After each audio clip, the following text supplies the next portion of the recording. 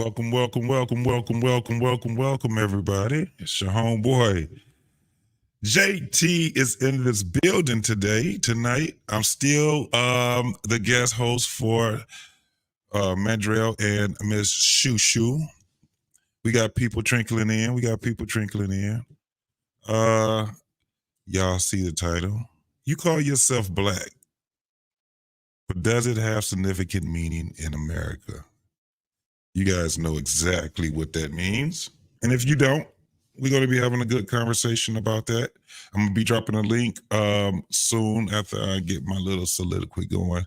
We're going to watch a video, and then hopefully we'll have some of our folks that want to get up on the panel.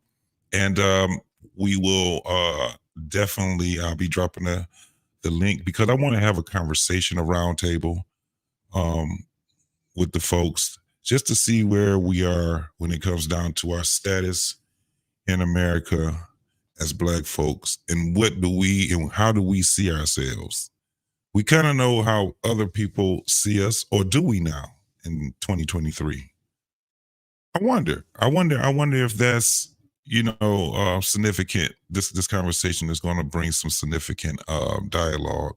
So you folks, man, please, if you have the time to come up, because I want to hear mostly what you guys think about,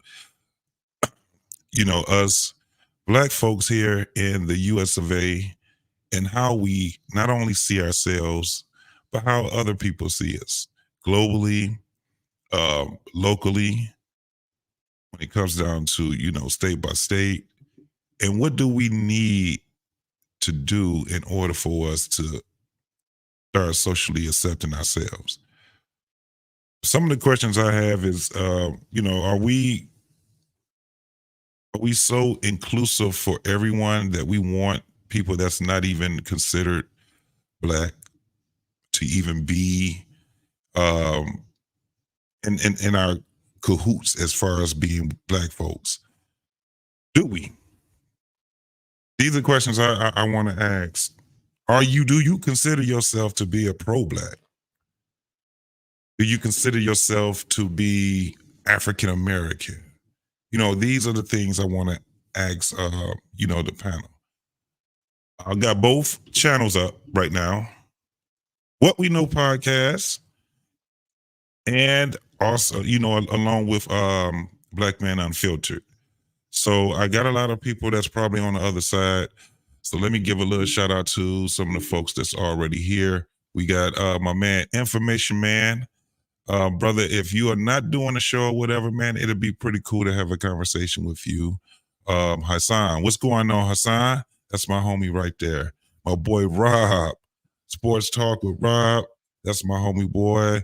I ain't seen you in a minute, man. We got to chop it up later on, man. And then we have my man, Mr. Paul Bennett. Salute to you, brother. One of the guys that's in the bald head. He's the founder of the Beautiful Bald Men. That's my guy right there, man. Salute to you too, brother. But yeah, man. Later on, we definitely probably have my man Lost in Translation come up here. I'm not sure if Black Man is going to come up, but he's in the background doing his thing. But yeah, man, it's a couple of things I do want to ask our people, man, so we can check in with one another, and especially out of all of the things that's going on right now, it's just a lot of stuff, man, that's happening. And in my personal observation, man, it just seems like the more and more we overcome a lot of our adversities in America, we end up adopting new adversities. Is racism is it more prevalent than all the other problems and atrocities that we have in America right now? It's not. I can give you my, what I think about it, but it'd be really, really dope to hear a lot of other folks speak on it. I was watching a couple of videos, and in some of these videos, it's a young man I'm looking at right now. I don't know if you guys ever seen this guy. I just came across his channel. His name is Amir Odom, and he had an interesting video that I was watching, and he was talking about the most concerning things in America. If you look it up, I got a couple of clips I want to show about that, which is going to be pretty dope.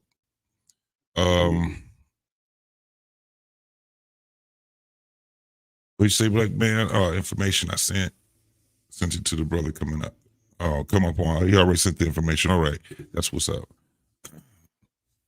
But he had a pretty interesting look take on how he see some of the most concerning things in America, and it's really crazy because what I seen in this video, I didn't watch the whole thing. I said I was going to watch a little bit of it with you guys, and I also had another video with Dr. Umar Johnson. I don't know if you guys rock with Dr. Umar Johnson or not, but I think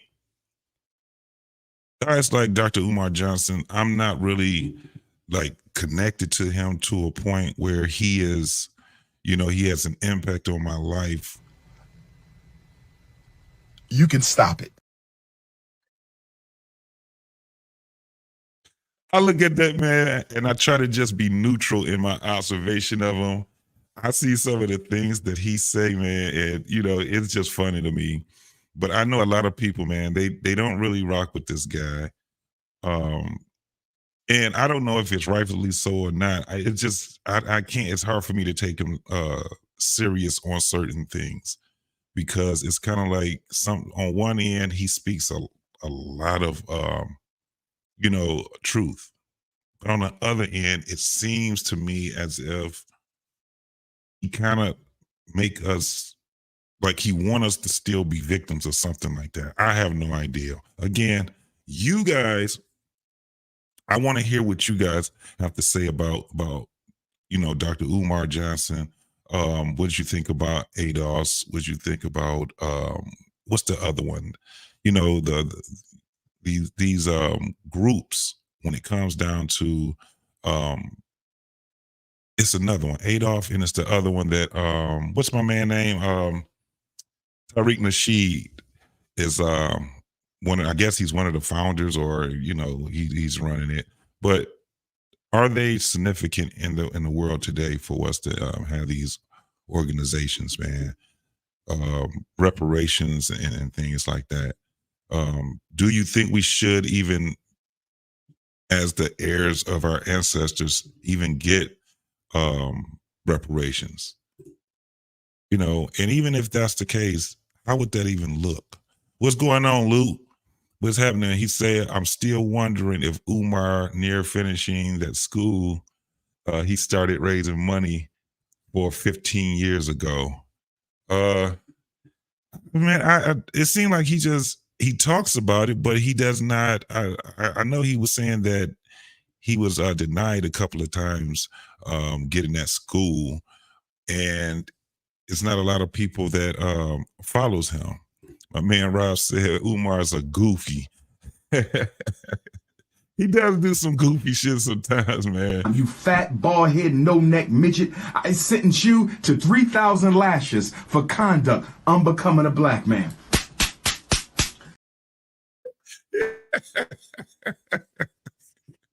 That's what it is, Lou. Yes, sir. FBA, Foundational Black America. That's right. Are these yep, Paul, the same thing. Are these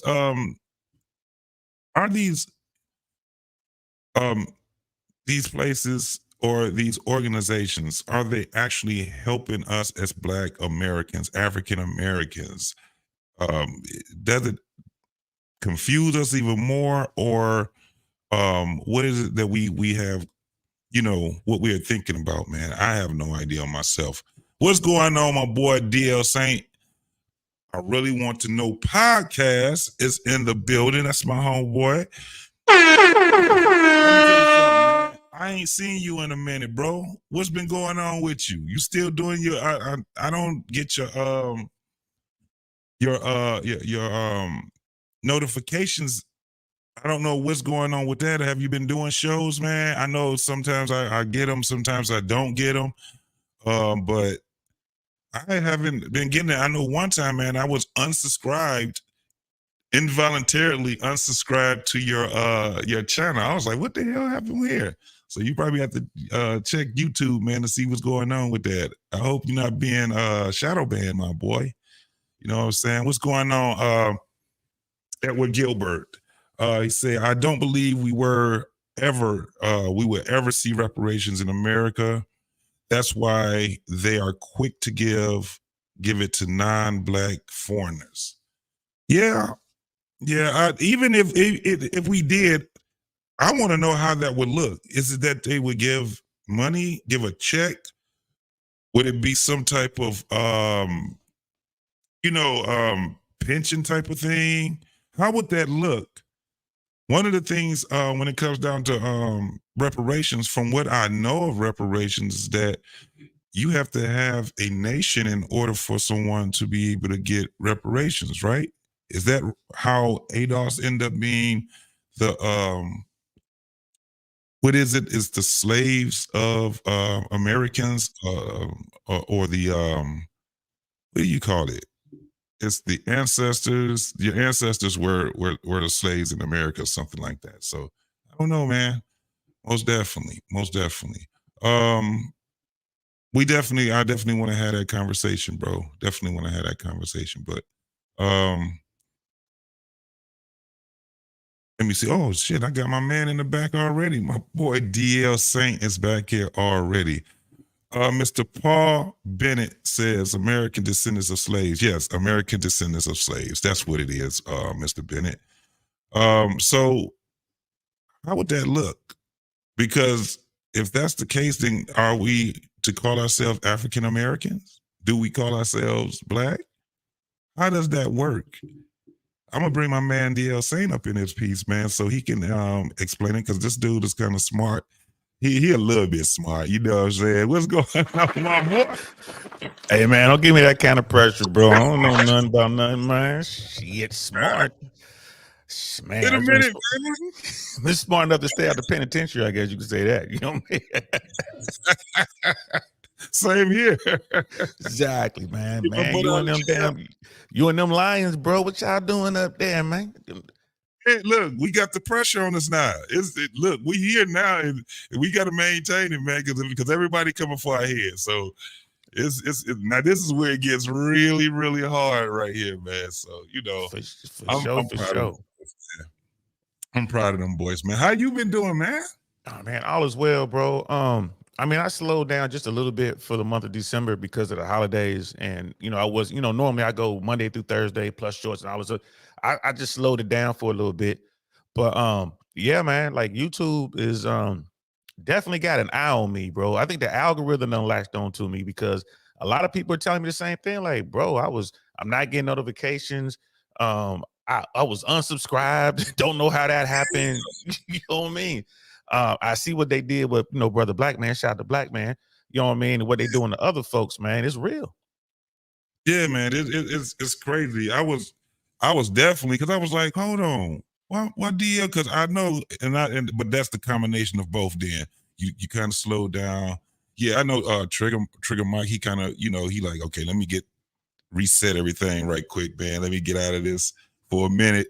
I'm always be back on it. I mean, we can always get back. I did the same thing. You know what I'm saying? Yeah. Now I'm slowly getting it back together, man. So, but absolutely. I mean, I'm only saying like 3 weeks for me. Like I was like, I'm just slowing it down for the holidays, and I'm still posting. I just slowed down the lives. I used to go, 4 or 5 times a week. Now I still post. But what the funny thing is, bro, the subscriptions are going up.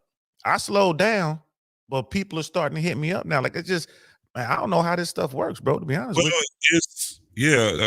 They throwing your that's the thing. YouTube is, they putting your do you do shorts too? Yeah. Oh, so your shorts, that's another thing. So when they throwing them shorts around there, bro. So that's a big thing. And then your shows, your small videos and stuff like that. All of that stuff, because I see all of that. And I've seen some posts on that you had on there on IG. So absolutely. Yeah, I I see all appreciate that, man. And this was a great conversation, man. Like the racism conversation, which the reason I want, I saw, I'm always keeping an eye on everybody, you know what I mean? So I see what's going on out there, y'all. I'll be there. I'll be shadow watching like a ninja watching like a big champ. But I'm like, this is a conversation that I would love to get on early. I'm pretty sure at some point we might get some folks on here and start wilding. But racism, the history of racism in America versus the rest of the world. There's a lot of things that we don't, really take into consideration when we're talking about like racism, because if you go to other parts of the world and you start talking about America's, racism, they're going to look at you funny, like, what are you talking about? Or when they tell us about their struggles, it's kind of like, what? It doesn't make sense because they different. And then reparations, man, I don't know how they're ever gonna, if they wanted to, like California is saying they're gonna do reparations, which that's the boy. They do it, I'm moving back. I'm just telling you right now, man. California, I'm moving back. Just they to said get they back. was making some headway. They said they was making some headway on it, man. So, but it's so hard to, okay, you have to be a direct descendant of an American slave. Okay, how we gonna determine that? Now I could prove it. You know what I mean? Like my family can prove it. I can prove that my ancestors were slaves. We know the plantations, all that. But, there was so much going on with the way Black women were used as sex objects, even back then, and it was legal, right? Yeah. So, I mean, there's a lot of offspring out there, so how can you prove? You look at someone like Adam Clayton Powell Jr., right? Probably, in my opinion, the most powerful politician Americans ever known, and was messed up about as most Americans, especially Black Americans, don't know who he is. But you pull up some pictures of him, you're like, that's a white guy. You know what I mean? Definitely the descendant of slaves. Absolutely. Absolutely. So how do you do it? Yeah, that was my whole thing. I'm like, okay, so then once we get to how you would say that we did get it. Say that we did get it. How the hell does that look for us, though? I got an idea. Like, how do you implement it? Just giving us money. I'm like, well, that would be smart on the systems end, because all we gonna do is get the money back anyway. So, I wouldn't do it with money. I've given this a little bit of thought. Right. So let's say that, all right, America decided it's going to do reparations. Now, I would never advocate just giving a bunch of folks money, especially poor folks money. Because if we're going to give every descendant of a slave, I don't know, $1 million, cash, tax-free, within 8 months, probably 2/3 of Black folks will be broke again. Yeah. Right. And you know who get all the money? Prada have all the money. Rolex have all the money. You know what I mean? Lamborghini have all the money. It goes right to Italy. It goes to France. It goes over to the Middle East. Don't get me wrong. I got some shoes that are red on the bottom. Don't get me wrong. I got some expensive stuff, but they were gifts, y'all. I ain't buy them. You know what I mean? Somebody bought them for me. This is why you need rich friends, people. So get your network up. But what I would do, and I see Brother Bennett's in the building. Shout out to Brother Bennett. What I would do is I would make it, instead of we're going to cut you a check, we're going to make it to where every dime you earn as an African-American descended from slave is tax-free. You don't pay no taxes, no federal taxes, no state taxes. Nothing comes out of your check. Every dime you earn is yours for 4 generations, right? So your kids, your grandkids, your great-grandkids, right? Every dime you earn, and I will add to that, education is free, right? So like, I want to go off to college. All you got to do is get accepted, and and you got to maintain a certain GPA. Like if you got a B, a B average, you don't have to pay anything. If it's less than that, you have to pay. But when you graduate, you get reimbursed for all the money you spent on college. So you're not paying any taxes. Education is free. And the last thing I would tack on to that, and people, please, this is just an idea. This is open. Please add on or take away whatever you do. But the last thing I would add to that is you get 5 loans for a home and 2 loans for commercial property. That's 100% tax-free, right? All you got to do is pay the down payment, and you get that home, and that's it. You don't pay no taxes. The government pays the taxes and fees. You just get into the home, 5 residential and 2 commercial, right? And that would be my reparation, and that would be for 4 generations. Can I interrupt? That's it, brother Black Yes, man. sir. What's good? Hold on, Black man. Let me give a proper introduction to my man, Mr. Bennett, in here. Good to see you guys tonight. GL, good to see you, brother. Good to see you, brother. Always a pleasure. All right, and also we got, you know who we got in here, man? Come on now, all the way from the backwoods of Alabama. Yes, Indeed. In the Good building. evening. Good evening. What's going on, my guy? What's going on? He's the Vandross on the ass. That's right. We got So, something for him. I just want to say this real quick. You know, I don't think we should have to pay for shit. I don't think we should have to take a loan out. I think those casinos were built by the government. They gave those casinos to them. They get their money. That money is tax-free.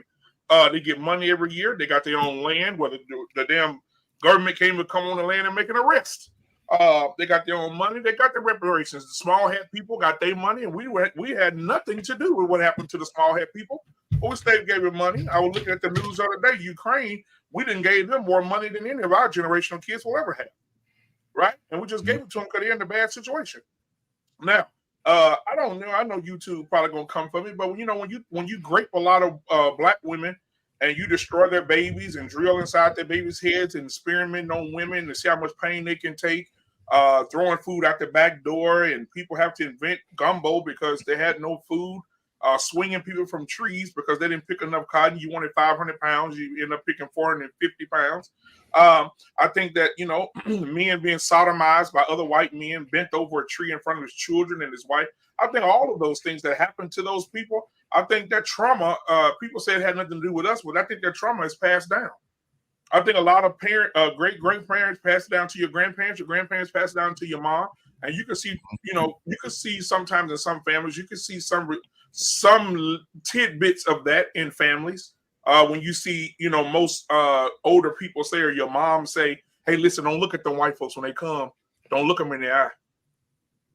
Or don't do certain things around the white folks. Or I remember my grandmother a long time ago on my dad's side, my dad's mother.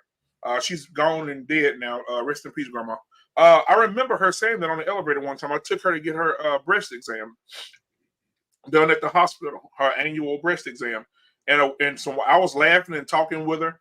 And some white people got on the elevator, and she said, shh, them white folks on the elevator. Be quiet. Don't say nothing. Mm-hmm. You know, and to this day, so we still deal with that trauma. If you haven't heard, what's her name? Negrassi, I think it is. Mr. Benny, you may know her. She is a professor at, I can't remember what college.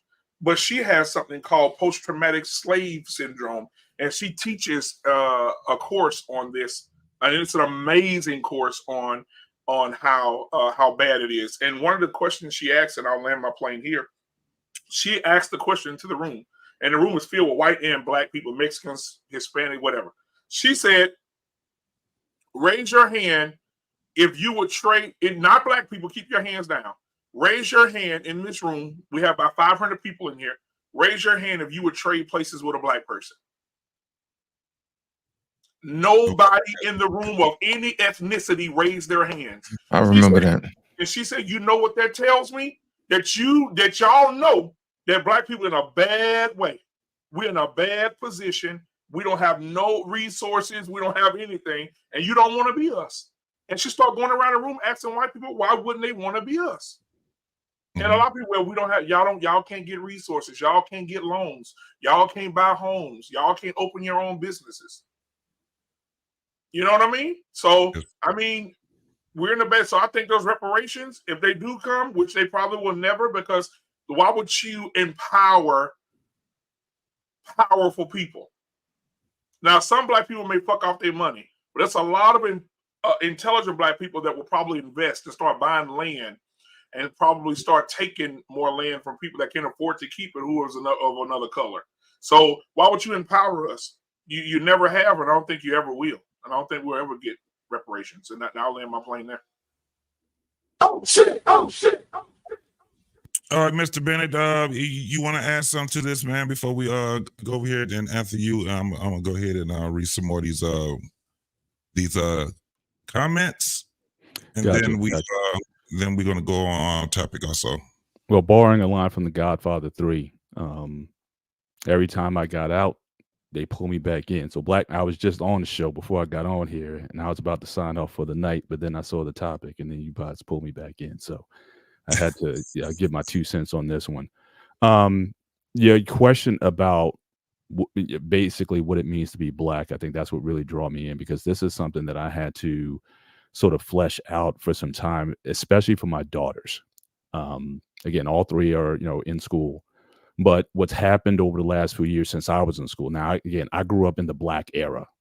So when they were saying, "Say it loud, I'm Black and I'm proud," in the late 60s, 70s, 80s, through college, Black, the organizations I belong to, 100 Black Men at Rutgers University. So, Black was certainly ingrained in us. And but what my kids' generation, I think the definition got a little bit more befuddled. It got a little bit more confusing because people started associating Black with solely being American.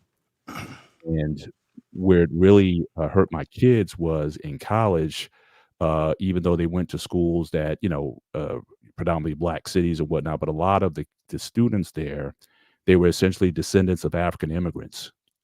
And what they started to experience was a level of bias that you would expected them to see from white people, but really they were getting it from different ethnicities of Black people. And so that was a struggle for them, because they weren't, they said, okay, all these Black girls and all these, students here, and this is, especially from the town we came from, this was, this is going to be a good thing for them, but they still experienced some of the same shade. So they were having some confusion over, what it meant to be Black, and, how to better embrace themselves as an ethnicity. And so I really took some time over probably a 2-year period where I really tried to really come to a proper definition in my mind. Shout out to Lost in Translation. We were talking last night about words. Now it's important to define your terms before having a conversation. And so I spent a lot of time really fleshing out an idea, a concept of what Black or Blackness meant, that certainly helped to clear it in my mind. And then I shared with my daughters, and it certainly helped them in terms of having not only a better sense of what Blackness was, but also to embrace themselves as Black Americans, which is a different ethnicity. So you have nationality, you have ethnicity, right? And so we have to be very, precise with our terms, but you also have this thing called identity. And that's really where I define Blackness. First of all, I don't believe there's such a thing as called race. I think that is a white invention. I think that is something that was put together to justify the acts that have been done to us by quote unquote pseudoscientists, to justify their actions. And that's been certainly to our detriment for the last 500 years, when racial theory was founded. These ideas that have fomented over time are really things that we need to do away with. But there is such a thing called phenotype. And so where, for me, I kind of fleshed out an acronym, and I'm not going to try to long stroke this. I'm really going to try to summarize this as much as I can. PERIA, P-E-R-I-A, how I define Blackness. The first one is phenotype. We have unique features that define us that's different from other peoples in the world. So if you can go to, it's not just about skin color. If you go to India, like, Southern India, Sri Lanka, you can see dark-skinned people that are darker than Black David. But they got straight hair, straight noses. You can tell if they just transported all of us on this panel there, we would stick out. And even if you gave us the ability to speak their language, we would still stick out. So there are phenotype differences that distinguish us from other populations in the world. And then those differences affect our experience, especially when we engage with other people who are not like us. So again, the experiences that people encounter. If you look in all these populations, go to South Africa, go to the Caribbean, anywhere where there's been interactions between Black and non-Black people, the experience is oftentimes the same. If you look at, especially at Afro-Latinos, you look at their conditions, what's happening to Africans in Europe, all these experiences are the same. They're typically at the bottoms. They're at the bottom economically. They're at the bottom socially. They're at the bottom health outcomes, the bottoms opportunity-wise, the bottom in visibility. Like I always talk about, Latin TV. Like if you watch Telemundo or Univision, you don't see black people on there, even though those populations have more black people than we do. Because most Africans who came through the transatlantic slave trade, most of them went to South and Central America. Only 300,000 black people came to America, which also that defines what ADOS is. ADOS is those black people who came to the Americas between 1619 and 1865. And if you can trace your lineage there to those peoples in that time, then you're considered ADOS. But the fact that these outcomes, and I've shared videos for, if you talk about blacks in Mexico or blacks in Europe or blacks in all these places, it's the same story. The Grapevine, they did a great series one time, and they had these Afro-British people on talking about the experience with law enforcement. It's like if you didn't take the accents away, it's the same experience. So the common thread that's through all of us, regardless if you're African-American, Afro-Caribbean, Afro-European, whatever, it's the same thing. And then the other part of that is just recognizing that. So back when I was in college, we had brothers from the Caribbean and from Africa, whatever, but we recognized that common struggle that everybody was dealing with. And so that recognition then led to identity, where we formed a common, we came together for common cause. And then the last thing was advocacy. So you talk about what pro-black is. It's coming together for common cause, for a common aim, because the cop isn't asking us, are you from Africa or not? They just see a black person and they take, and all the things that kind of come with that.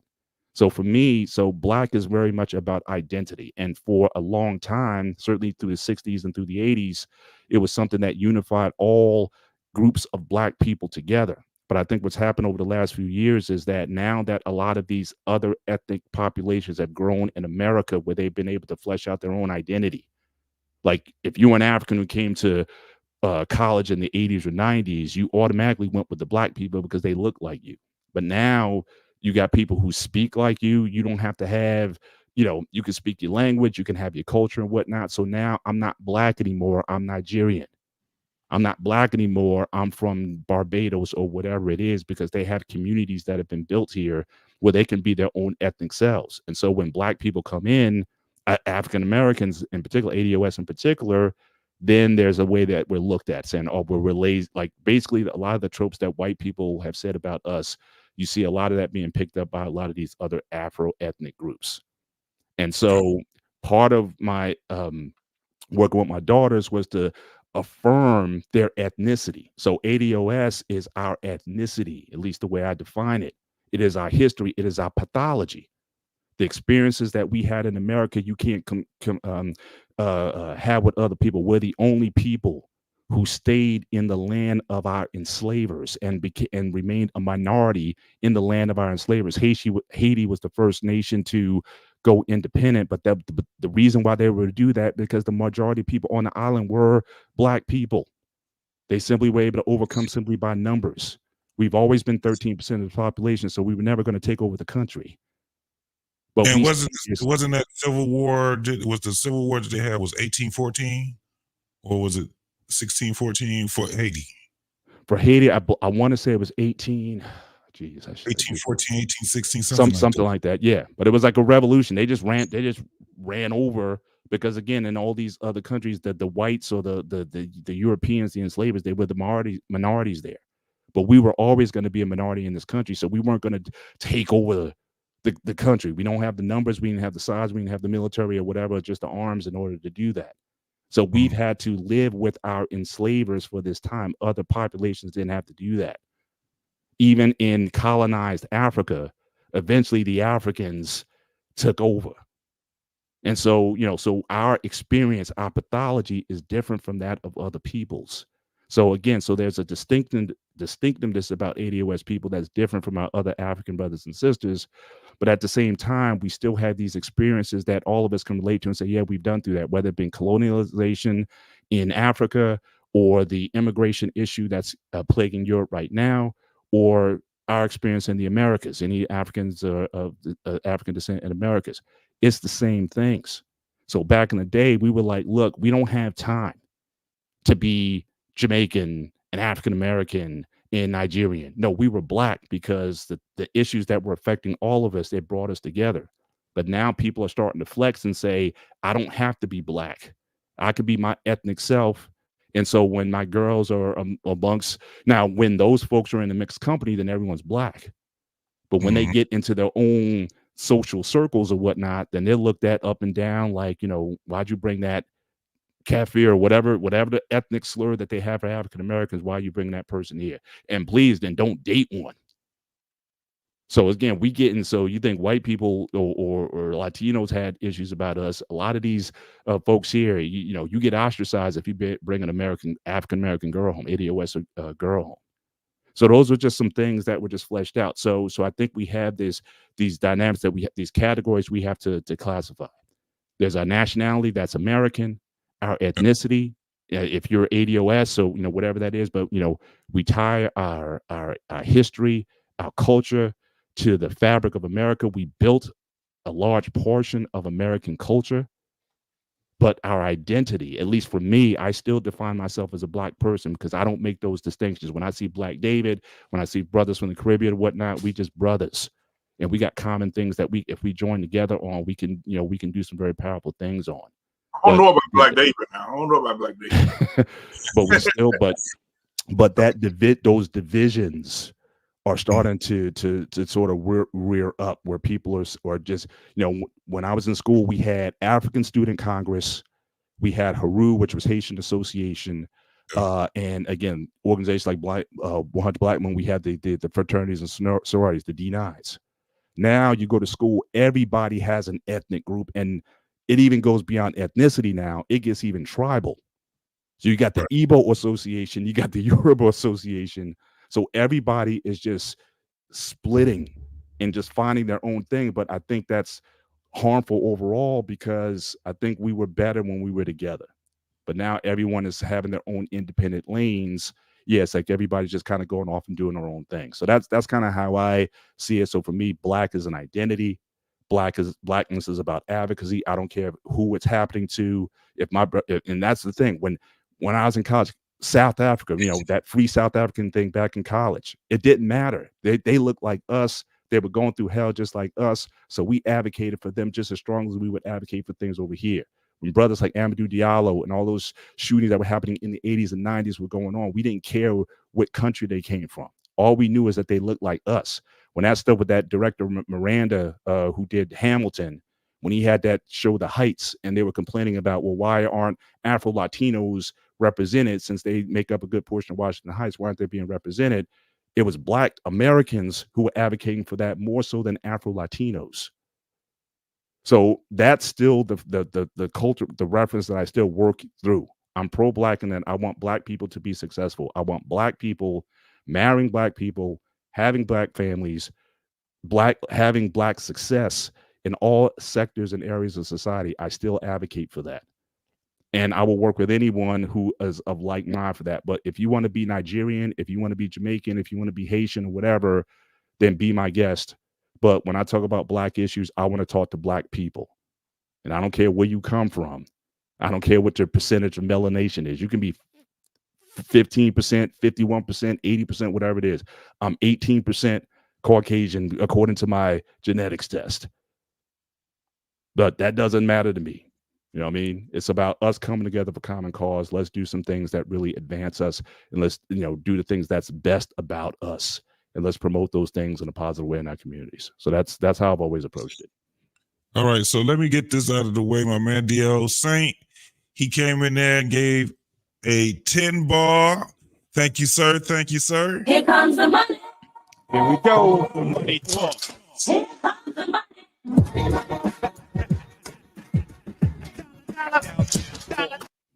Right. Thanks a lot, man. Thanks a lot. Thanks a lot. We had a couple other people that came in here. We were my girl, Lady Navoa. We got Tay Weezy. Welcome, welcome, welcome. We got who else? It was somebody else I seen. Oh, Grooming and Reviews. What's going on? The Greek Freak. What's popping with you, man? He said it's not from come on, man. You have to get better than that. Grooming and Reviews. It's not from Dating White, man. It comes from the rich, man. Keep us under I guess he was saying up under their control. Yep, up under their control. So I appreciate you, man. Thanks for coming. Hey, Black man, did you put the link in a chat, or did you just? No. Everybody got it individually. You let me when you want to drop it, you can drop it. Okay. But, I want to also welcome my man, Information Man in the building. Yes, sir. What's up? What's up, everybody? It's good to see you, my brother. Good to see you again. Good to see you all too. I just want to let everybody know, because I connected it to my channel, my audience coming over. This is on Black Man Unfiltered's channel. So StreamYards allows you to connect your streams dually with other people's channels. So Yes, everybody that's coming in, make sure you subscribe and check out Black Man Unfiltered Network, what he's got going on here and everything like that. Okay, Appreciate Black Man you, brother. Unfiltered Network. Check them out, everybody. I had some things that I wanted to say about the reparations issue, because I'm kind of close to that here in California. I have a problem with people who talk about reparations but don't have any skin in the game. I've been involved in the reparations movement in California, and I know some of the players that are involved. Okay. I'm also getting to a point where I'm sick of people constantly repeating the same rhetoric. Black people repeat the same rhetoric. Oh, if you give black people money, they're going to blow it. Look, you give white people money, they blow it too. Guess what they blow? They blow the goddamn economy. Look at what happened in Silicon Valley.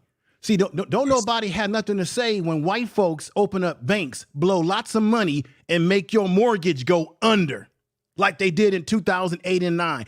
White folks be blowing money all day long, but nobody talks about that when it comes to black people.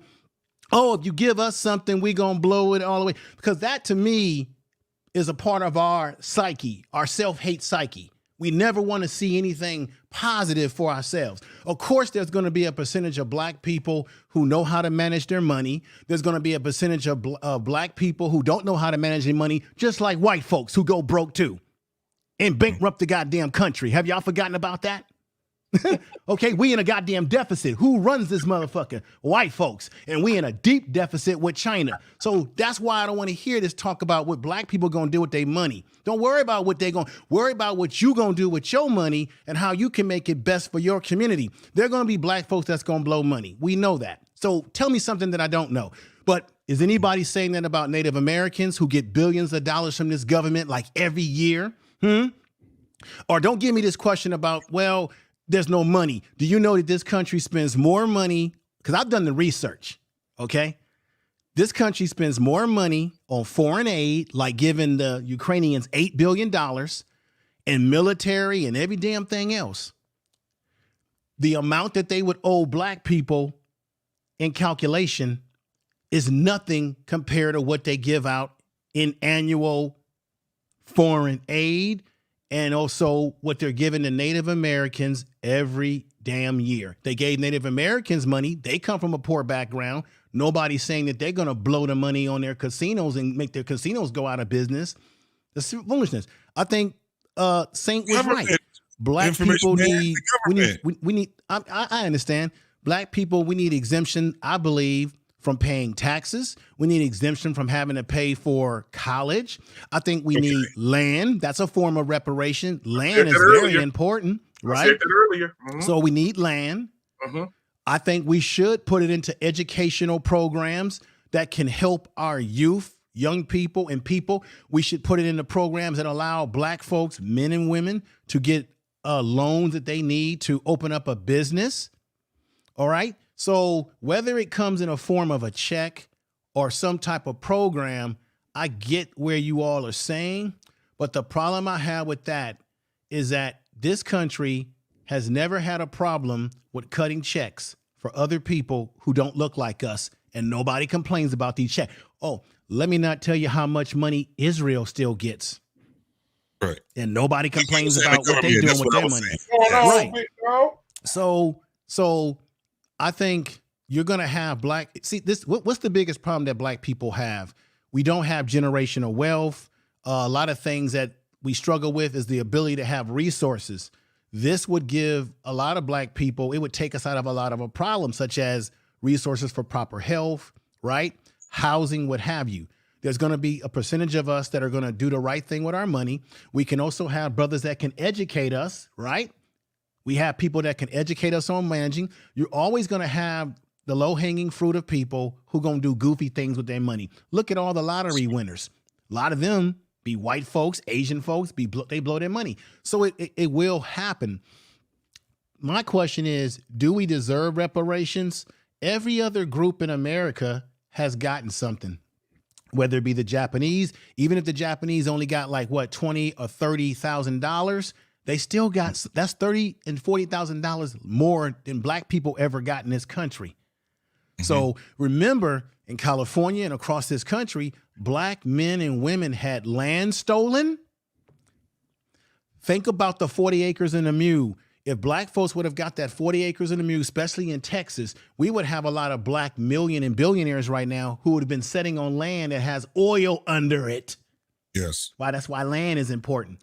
So we don't have the generational wealth, unfortunately, and we need to.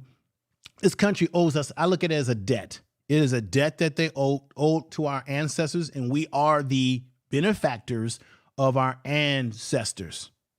This country doesn't want to do anything when it comes to something for black folks.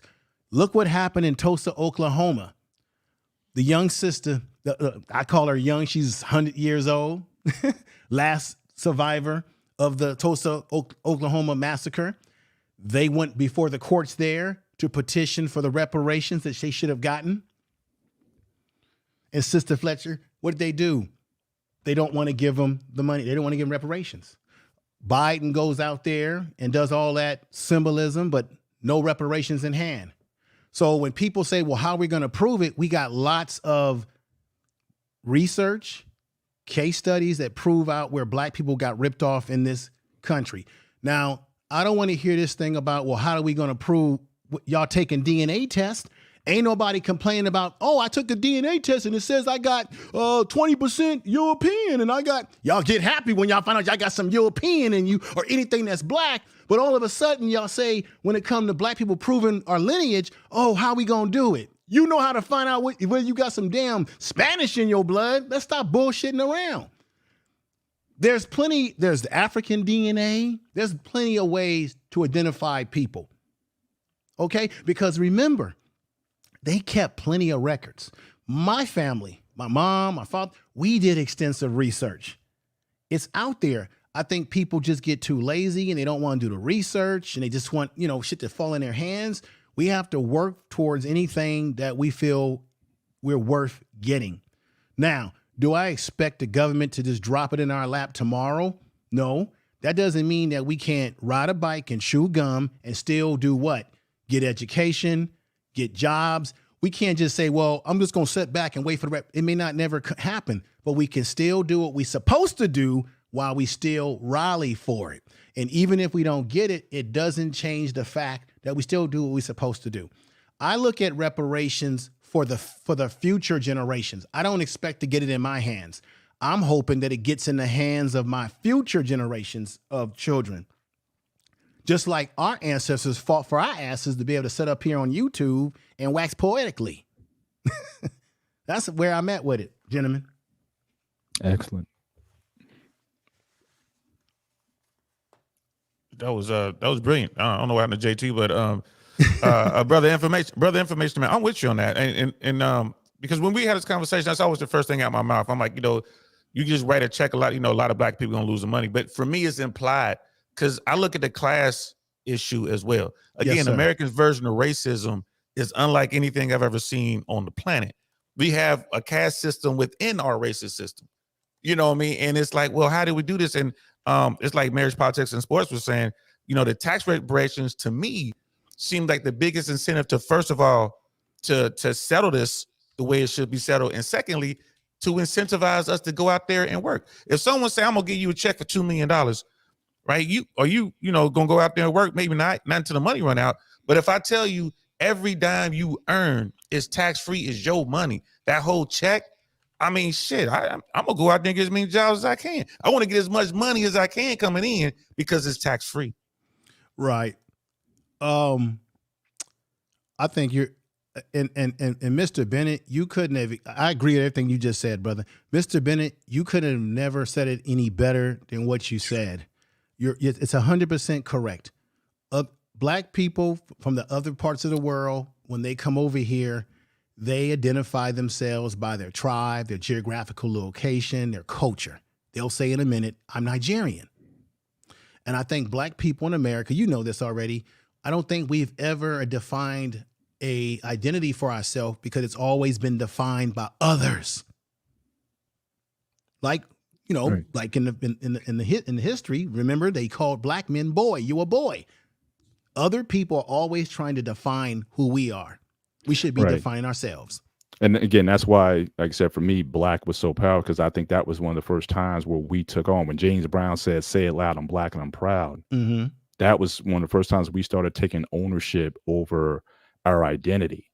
And for the other peoples who were there, who were here, I think they all adopted that at some point. Like I said, if you came from Nigeria, for example, in the 80s or the 70s or whatever, obviously you didn't have a lot of people who were from your tribe or country or whatever. So you just went automatically. So it was like by necessity, folks gathered together out of necessity to do things. But like I said, I think in recent years, now that these communities have grown, just like other communities now, I mean, you have whole populations in America that are totally ethnic. Like, you go to Miami, like you don't have to know English in a lot of parts of the country because these populations are so big. In New York, you got Brighton Beach where, you don't have to know English. You can speak Russian because there's so much business and just the cultures that have been built up that you don't have to necessarily become Americanized or what they call blend in or whatever into America. You can be your ethnic self. Right. And But as well as I know, Brother Bennett, that language unifies people. These other groups come over here and they've got a language and they've got an actual destination of where they came from and they can identify back to the old country. Right. Black people in America, let's be honest, we don't have any other country outside of America back in our play. Right. And we really don't have what I would call a language that identifies us to another location or place. We've actually just created our own little way that we talk, right? Through our music, our hip hop, right? Our jazz. So black people had to create their own expression in America based on the climate that what we were going through. Am I correct or wrong? Yes. And that's the part that, especially like I said, for my daughters, I wanted them to embrace that your past, your lineage is part of the fabric that actually built the country. So embrace the fact that you're ADOS. Because again, you would get around some of these groups that, oh, well, Black Americans have no culture. I mean, you even have Americans saying that, and again, I know, especially where hip hop culture has gone from where it started and whatnot, certainly there's a lot of things to be critical about in the culture. But the idea that we don't have a culture has been something that I think has plagued a lot of younger millennials in Zers, especially from these people who come from these other cultures and whatnot. So again, part of my goal was to have my daughters to be proud of who they came from, the ancestors that came before them, the ones who built the country, who protested, who marched, who went through the sacrifice, your grandparents who went through the voting and the poll taxes, all the things that they overcame so that you can have. Embrace that as your culture. Embrace that as part of your lineage is something to be proud of. And don't feel less than because you don't speak Swahili or whatever the language is or whatever. No, I mean, what we've had to overcome here, being, again, and Bernard said, we're the only ones. Think of any other culture in the world. We're the only ones where we were enslaved for 400, and then we were a minority in the country living next to our former slave masters for that time. And yet we've been able to overcome so much. Take pride in that. Be proud of that.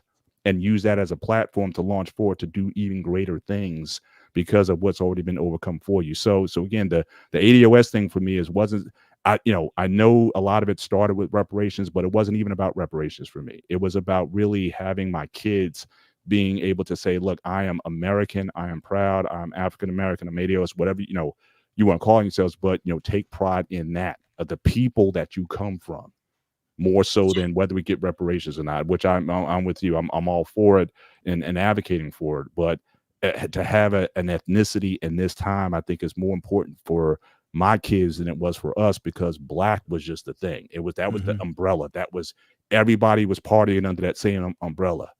Now everyone's setting up their own umbrellas elsewhere, and it's not what it was back, as certainly not back in my college years.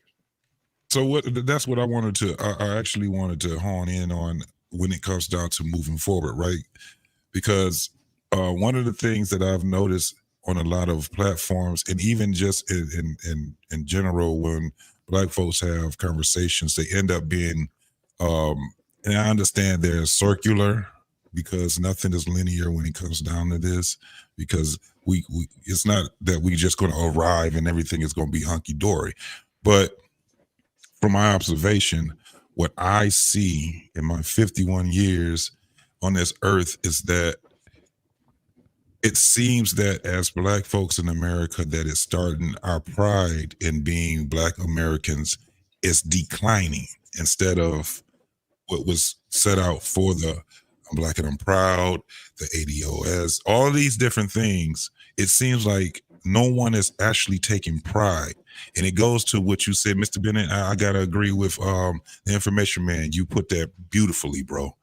I commend you, brother, on that, because that's where it was at with me, where I'm like, I'm starting to be, the more I know, the more confusing it's starting to be for me. And that's weird for me. It's starting to be even more confusing. So one of the things that I have put up, and I'm glad that you had started it off, is I wanted to know from you brothers, and we're going to start with Trey Ferg. What is being Black in America to yourself? What is that? What is being Black? Wait, before you do that, Trey, before you do that, I don't know. Oh yeah, I did. I don't know if my co-host wanted to put something out there right now first, and then we'll go to you. That's who we'll start with. We'll start with my man. You know what? Here's the thing. I'm gonna let everybody say what they got to say, because what I'm gonna say is gonna upset the apple cart, and it's gonna cause a reset of the conversation. And I want to make sure that they go ahead and get what they have to say out of the way. So, Trey, if you don't mind, I would love for you to go ahead and go first, sir. First of all, I just want to say thank y'all for bringing me up. Thanks to everybody here, man. I love to get to these band spaces and talk man stuff. JT, ask me that question one more time, if you don't mind. What is being Black in America? What is that to you, being Black in America? To me, I go back a little further than, the come together moment with James Brown's. I take it back to when I was a baby and coming into the world doing the Nation of Islam, and Brother Malcolm and his plight to give us some form of identity. It didn't get to come to fruition, but he was trying to give us a sense of pride about who we are. And then growing up as Muhammad Ali is one of my idols and the things he stood for, Black, I'm light skinned, but only thing make me different from y'all is my complexion. We all got the same big noses, big lips, big fat feet, big hands, big shoulders. That's a man to me. That's a Black man to me. I mean, being Black is one of the greatest things I took with me around the world. I always stood proud as being a brother. Even when I went through my transformation, getting out of the military, now I got to go bald. That made me even more proud when I realized the ladies loved it. So, being Black to me is it just goes deeper than my skin complexion. I pride myself on being the respectful guy, the guy that's going to show a little empathy, a little sympathy, helping those that are in need of help, looking at things from a real point of view. I don't judge people on, just anything. I look at it how you treat me, how you treat people around me. And that's been my plight throughout my life to get even our young, it's like our younger generation, they struggle with their identity early. They struggle with it early, and you can see it throughout the adulthood because I didn't see a lot of us going from being boys to flipping over to the. I didn't see a lot of dudes going on the football field. Then halfway through the season, they on the cheerleading team. I just didn't see it. They was already there when they start coming to these spaces. So it's just unique and it's scary to me going forward because they're now pushing a narrative. Just let everything flow. Just let everything be a rainbow. Everything's a rainbow, And I think, man, it's a great opportunity now to just sort of try to solidify our space in this millennial going forward. Because without us, man, standing up for each other, even for the community, because a lot of times we standing up for the community and putting our lives on the line for the community. So I just think that for me, again, it's just more of continue to just be the best man as I live out the rest of my great years. Like I said, I'm living a great life, man. I'm 55. I don't work for nobody. I ain't working again. I don't have to. My children, everything is good. Whatever they do when I'm gone, they're going to have to figure that out. Other than that, I'm going to be here, man. So that's just me. Yes, sir. Yes, sir. Information man, same question. I just wanted to say thank you to the Saint for the $10 super chat, brother. My pleasure. I appreciate you for that. Man, please make Let me give you that. information is power. All right. Thank you for that super chat. While you're doing that, hold on. Let me go ahead and put the other man out there, my man, Mr. Arpain. Mr. Arpain also did a $10 super chat. I appreciate you, brother. I appreciate everything that you've contribute to the Black Man Unfiltered Network. I appreciate you. Comes the money. Here we go. Money talk. Here comes the money. Money. All right. All right. Thank you. Thank you, sir. Once again, thank you. Thank you. Let me just say, everybody in my chat room, I'm on the Blackman Unfiltered Network on his channel. So make sure you subscribe to his channel. StreamYards allows you to connect streams to, so that's what's happening tonight. I think when I look at blackness, I recognize that every day that I wake up from sleep, that God blesses me to wake up from sleep, that I go outside, there's a lot of things in society and in the world that reminds me of who I am as a black man. How I walk, how I talk, my spirit, my energy. And I'm very proud to be a black man. It means a lot to me because we are walking examples and living reflections of our ancestors. So I feel like through my veins, through my blood, through my body, I'm carrying a long legacy. So I was very proud. I mean, when I was one of the first people in my family to go on to college, I'm very proud of my accomplishments in life. And so, because I know that my ancestors are smiling down at me, I know that as a black man, I have a great responsibility as an example, because you know that there's stereotypes about us, how people look at us. So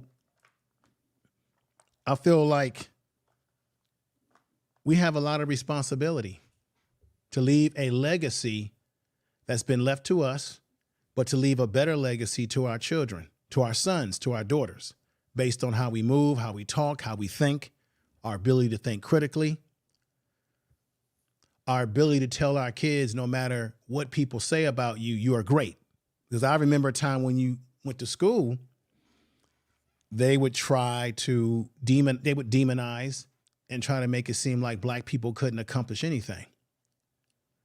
So I think we have more than any other group in the world and in this country, we have so much on our shoulders, so much that's expected of us, right? When we come from out of our families, because once again, the legacy is right on our shoulders to carry. So I think blackness is not only just your skin tone, but I think blackness is the universe, right? Melanin. What do y'all know about melanin, right? You know that the universe was created by melanin, black holes. So there's something very cosmic about being a black person, about being a black man, in my opinion, something divine to it. I'll stop there. All right, all right. Hey, I'd like to welcome my man, Mr. Ricky, Uncle Ricky, and with the column. What's going on, Tom? What's going on, Ricky? You on mute, bro. Ricky, get yourself on mute, brother. Oh, peace, my brothers. Peace to the gods and goddess. How y'all doing? My apologies for being late, man. I had to read. I had to put some education out there. So, what was the question so I can answer accordingly, please? Okay, the question is, what is being black in America?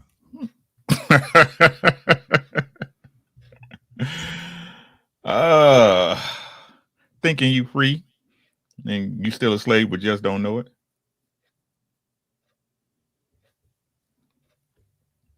What do you think that being black should be something that we should be proud of in America? No, I wish we stopped using it. I wish we stopped calling ourselves black. You're not black. Black is a political standing. It's a name and a category that is thrust upon you to take away your God-given rights, the rights that were provided to you by the Most High. Most black people don't even know that. You're not black. You're not African American. There's no African American flag. Mm-hmm. You're an American. You were born here on the same lands that your forefathers were. You know, the Cherokees, the Navajos. They stole our land from right up under us, and nobody knows about it. It's the reason why. That's the reason why they only have why they only have 2 states with cities with American names. You know, New York City. Mm-hmm. Chicago is not an American name city. Neither is Mississippi nor Louisiana. Yeah, it's Native American names. Milwaukee. See, what black folks don't know is that everyone, and I'm gonna say this again, people don't understand, right? It is not physically possible to ship how many slaves they said in that amount of time. What is easier business wise? I need y'all to. How many of you guys deal with business on a day-to-day basis? Yeah, I do. All right, so let's put it in the money. Let's put it in the money game. What's cheaper? Is it cheaper to export? Not today, but back then. Was it cheaper to export slaves, which means you're going to lose some slaves? You have to pay for transport. You have to pay for boats. We all know these require loans from the royal families, correct? yes, Correct. absolutely. Right? They said millions of black people were transported. Or is it easy to come over to pay off people who really don't know the worth or value of the money or funds, trinkets, blankets, jewels, and take over the indigenous population and make them slaves? Business, of course, because you're a woman, and again, you fall under the deceptions of what the white men teach you. How many of y'all? How many of y'all grandparents told y'all got Indian in y'all family? A whole No, bunch I do. Oh, absolutely. My great grandmother she actually has a tribe. Absolutely. Exactly. Hey, Hold Uncle on. Let me finish. Let me go ahead. explain. I got you right. And this is how crazy our people is to not realize this. When you look at the so-called Native Americans, the $5 Indians, right, that have their reservations, do they not get a stipend of money every month if you're part of their nation or tribe? Yep. Don't they get a recoup from the casinos that's allowed to be on their land? Tax-free. Can a cop of the state go on a reservation and arrest an Indian? Nope. That's the treaty we were supposed to be under. But y'all okay with being black? Well, then let me ask this question, because you're talking to a brother. I'm listening to you talk. I'm a brother that's a descendant of freemen, and you do know that there were Native American tribes that enslaved some black people in the South, especially Cherokee, because black people like to always pull Cherokee out their ass. They were heavily involved in bounty hunting us.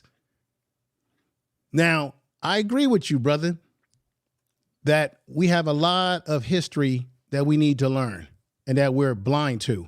But this what bothers me about people who talk about we're Native American, that narrative.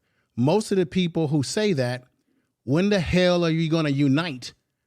If the Native Americans are the ones that we think are Native American that are $5, like you say, $5, if they're getting money from the government right now and they're getting casinos, whatever we want to call it, why don't us black folks who get on these YouTube streets and talk about, I'm Native American, we got this, we're this.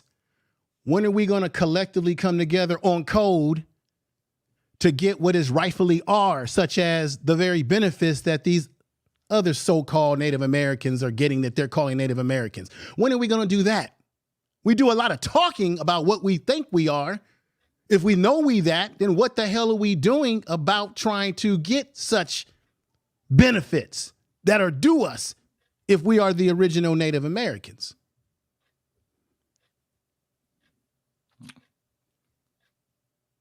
What are we doing? Okay. I mean, I'm just saying, because I hear Dan, I'm just saying, I hear Dan Colloway talking about this. I hear what you're saying. You're making powerful statements here. But I just wish that if we have all this wealth of information, and when are we going to take it to the courts? When are we going to do the very thing that we call the so-called Indians that they have done to get to be called their own nation? Because they had to do something to get that status. Okay. So again, you asking a person of one to move a nation of many. Most people don't even believe that they're Native American. You got to believe it first, correct? Right. But brother, there's a whole movement in black YouTube in particular. I've been on these streets for a long time, brother. There's a big movement that wraps around Dan Colloway, where you have black people that call themselves Aborigine, which is really the Aborigine in Australia, those black folks in Australia who are saying, hey, we're Native American, we can claim it.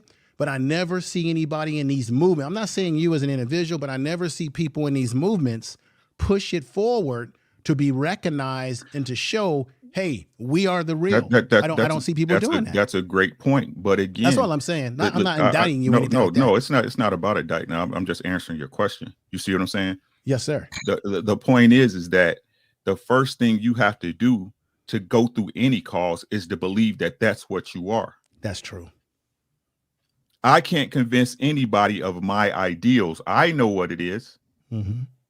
Right. But for us to sit up here and believe that, listen to what I'm saying. Mm-hmm. I've corrected my status. Yes, sir. Right. So I know what it takes. I understand what it is. Right. So again, we can't go as a nation because, like people in the chat and people all around the world, not just YouTube, especially, I ain't gonna say the world, but in North America, how can you convince them to go into a movement where they don't even believe that this is their country? When they believe they're from Africa. When a Nigerian moves over here, and this is just me explaining how it works out. Right. When a Nigerian moves over here, he doesn't become an American. He's a person from Nigeria. True. He's a person from Somalia. Right. We claim. Listen to what I'm saying, bro. And I don't mean to cut you off. I just like to finish my point. Right. Here, I'm sorry. So go ahead. So again, when I have these talk with people in my cipher, right. Mm-hmm. I can't even convince them to understand that African American isn't a nation within itself, because our people are so brainwashed by what they've been taught. And I hear what you're saying. Now, me, I'm a pessimist. All my brothers know. My brothers up here know I'm a pessimist, right? I believe it's over. That's why I believe in independence. You take care of your family, build a foundation, and get ready for whatever's coming. Because the problem is that because you don't believe and think how I think, and I don't believe how you think, us as black men, we can't come together simply because our ideals don't align. So the truth is, everybody talking about this, let's save everybody. For once, I got to be able to trust you with my family, and you got to be able to trust me with yours. Mm-hmm. When is that happening anywhere in the black community? Well, can I ask you this? Well, let me just say this. We have to define what black communities we're talking about, because black people are not monolithic. We don't all think alike. We don't have the same economic circumstances. There are various black communities in this world, or in this country we call North America or America, where black people have different experiences, different backgrounds, as well as economics. So where there is some form of unification amongst those black people within those cliques. Let's just keep it real. I totally agree with that. Now,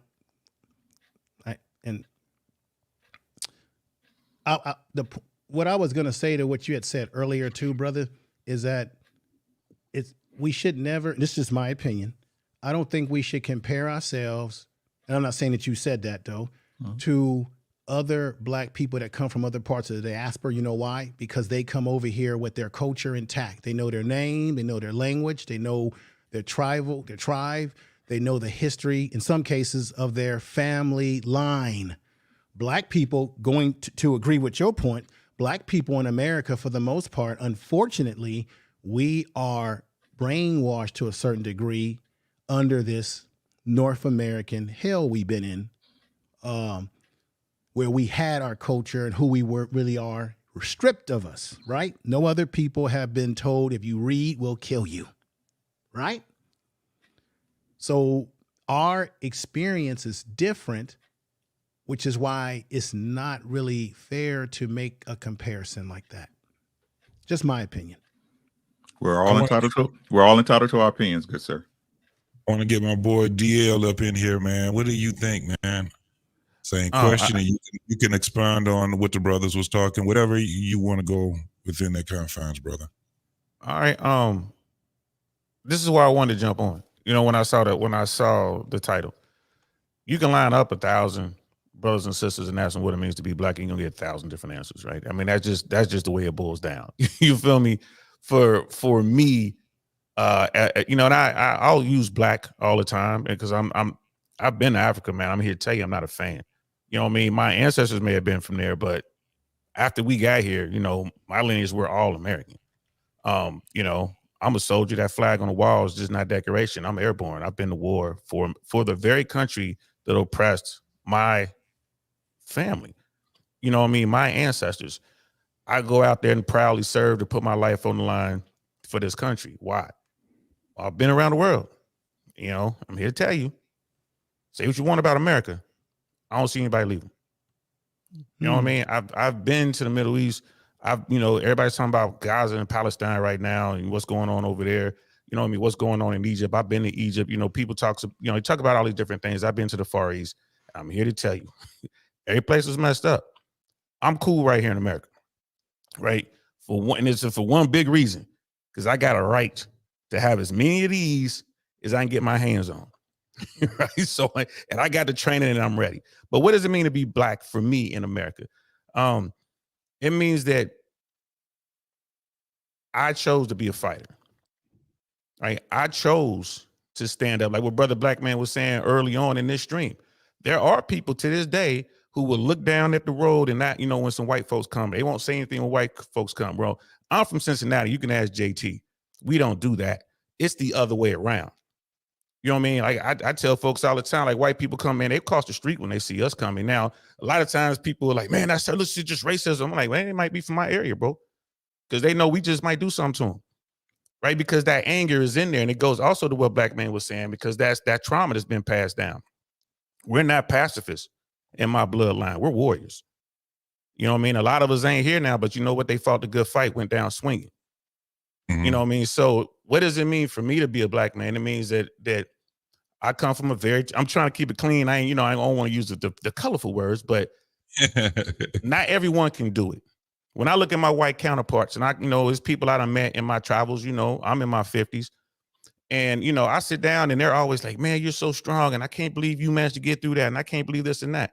It's like, this is nothing compared to what I was born into, and I look at a lot of my white counterparts out there. They can't do what we have done. You know what I mean? We got a long way to go. Absolutely. But for me, that's the pride that I hold. You know what I mean? Because if you bring the drama to me, you're going to get it. I'll be nice and happy and wear my tie and everything. I'm in the house. I'm in the attic right now, sitting here on YouTube. This ain't when I go outside, I look a certain way. Can't believe, oh man, you're wearing a suit. You look good. You know what I mean? Oh my God. I'm like, yeah. Gangsters wear suits, bro. Know your history. You know what I mean? Know who you dealing with, homie.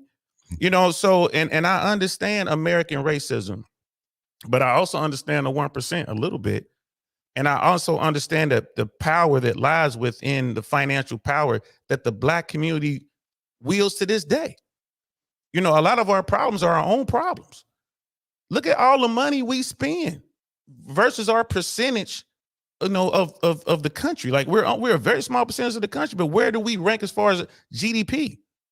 Like, look at that. What are we doing? Right. And, we can point to all sorts of stuff. I point to the educational system and I point to in the mirror. It's our fault, right? It's our fault. We don't own property because of my grandparents and then my grandparents, they all own property. Then you get down to our generations, nobody own nothing.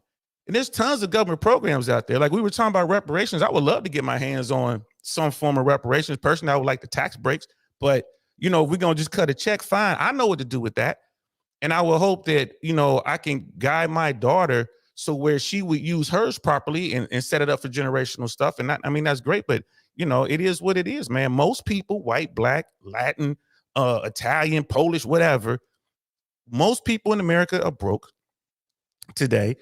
It's a very large percent. Who in America today can handle an unexpected expense of $500 without having to put it on some sort of credit or rob somebody to get the money, right? It's not just a Black problem. That's the brother Information's point. He's like, I love the message he puts out. You know what I mean? It's money ain't gonna solve it all. And we just can't point to the schools, and stuff like that. Like, everybody's talking about how men ain't men anymore and women are, too masculine, men are too feminine. That came out of our homes. Mm-hmm. You know what I mean? That's we got to own up a little bit for that. So to me, what it means to be Black is to be a warrior, to be a survivor, to be a leader. You notice whenever I send out super chats and stuff like that, I tend to end it with keep leading from the front because it's hard. It's hard being up front dealing with this. We all know on YouTube, I'm shadow banned, I'm sure. You know what I mean? I'm pretty sure everybody up here get a little taste of that too. Why? Yeah. We're leading from the front. So to me, what it means to be Black is to be strong. What it means to be Black is to be proud. What it means to be Black is to drive forward, to push forward, even though I don't have a heritage. Like once they stole us, from over there, and I say stole, what I really mean to say is once our ancestors sold our people into this bondage, right? It's not like the Africans. Don't let Woman King fool you. That movie was complete bullshit. You know what I mean? Don't let it fool you for a second. Right? It was the British were trying to stop the Africans from selling other Africans into the slave trade. I've seen your breakdown on that too, bro. Yeah, hey man, look, don't be fooled by that. Understand like what everybody is saying here. Like, go out here, learn your history. Learn history for what it is. It's ugly. Learn it. Figure out how all these Native Americans got what they want. And also realize that the vast majority of Native American tribes do not exist anymore, man. Genocide, they were eradicated. The vast majority. Go out there and look at how many Native American tribes there were in America back then compared to what they have now. And the last thing I'll say, and I'll sit down and shut up. Last thing I'll say is this. America is run by our political system, which is fueled by money. We got enough money to drive this GDP any way we want to drive it as a community, but we don't want to put a dime into the political system, right? Just imagine what we could do as a people in America if we would just focus just 2 to 5% of our money towards politics. Get mad at the, small hat people if you want to. Get mad at Native Americans if you want to. Get mad at the quote unquote regular white folks. We call all people, they call them all white. They could be anything. It could be Italian, they could be Hungarian, they could be whatever. Get mad at the Asians if you want to, but guess what they do? They invest in the political system and they are getting their money back, right? They're getting a return. How come we're not doing that? That's my big question. But what it is to be black to me is to be a warrior, is to be strong. I'm the guy that stands there. I'm gonna look you dead in your eye. I don't care who you are. You come see me, I'm gonna come look in your eye. How you doing? I see you. I see you in the chat. You see when I chat people, what's good? I see you. I'm gonna shake your hand like a man. If you know what I mean, I want to see you coming. And if I see you coming and you want that drama, okay, cool. We can do that too. Thank you. Yeah. I know like that's one of the things I wanted to do is get different perspectives of it so we can, like, everything that you guys have been saying, man, everybody has been on point with it. One of the things that, like I said, me and my 51 years of age, I'm starting to get even more confused, right? You only 51? Boy, you youngin'. You're young, JT.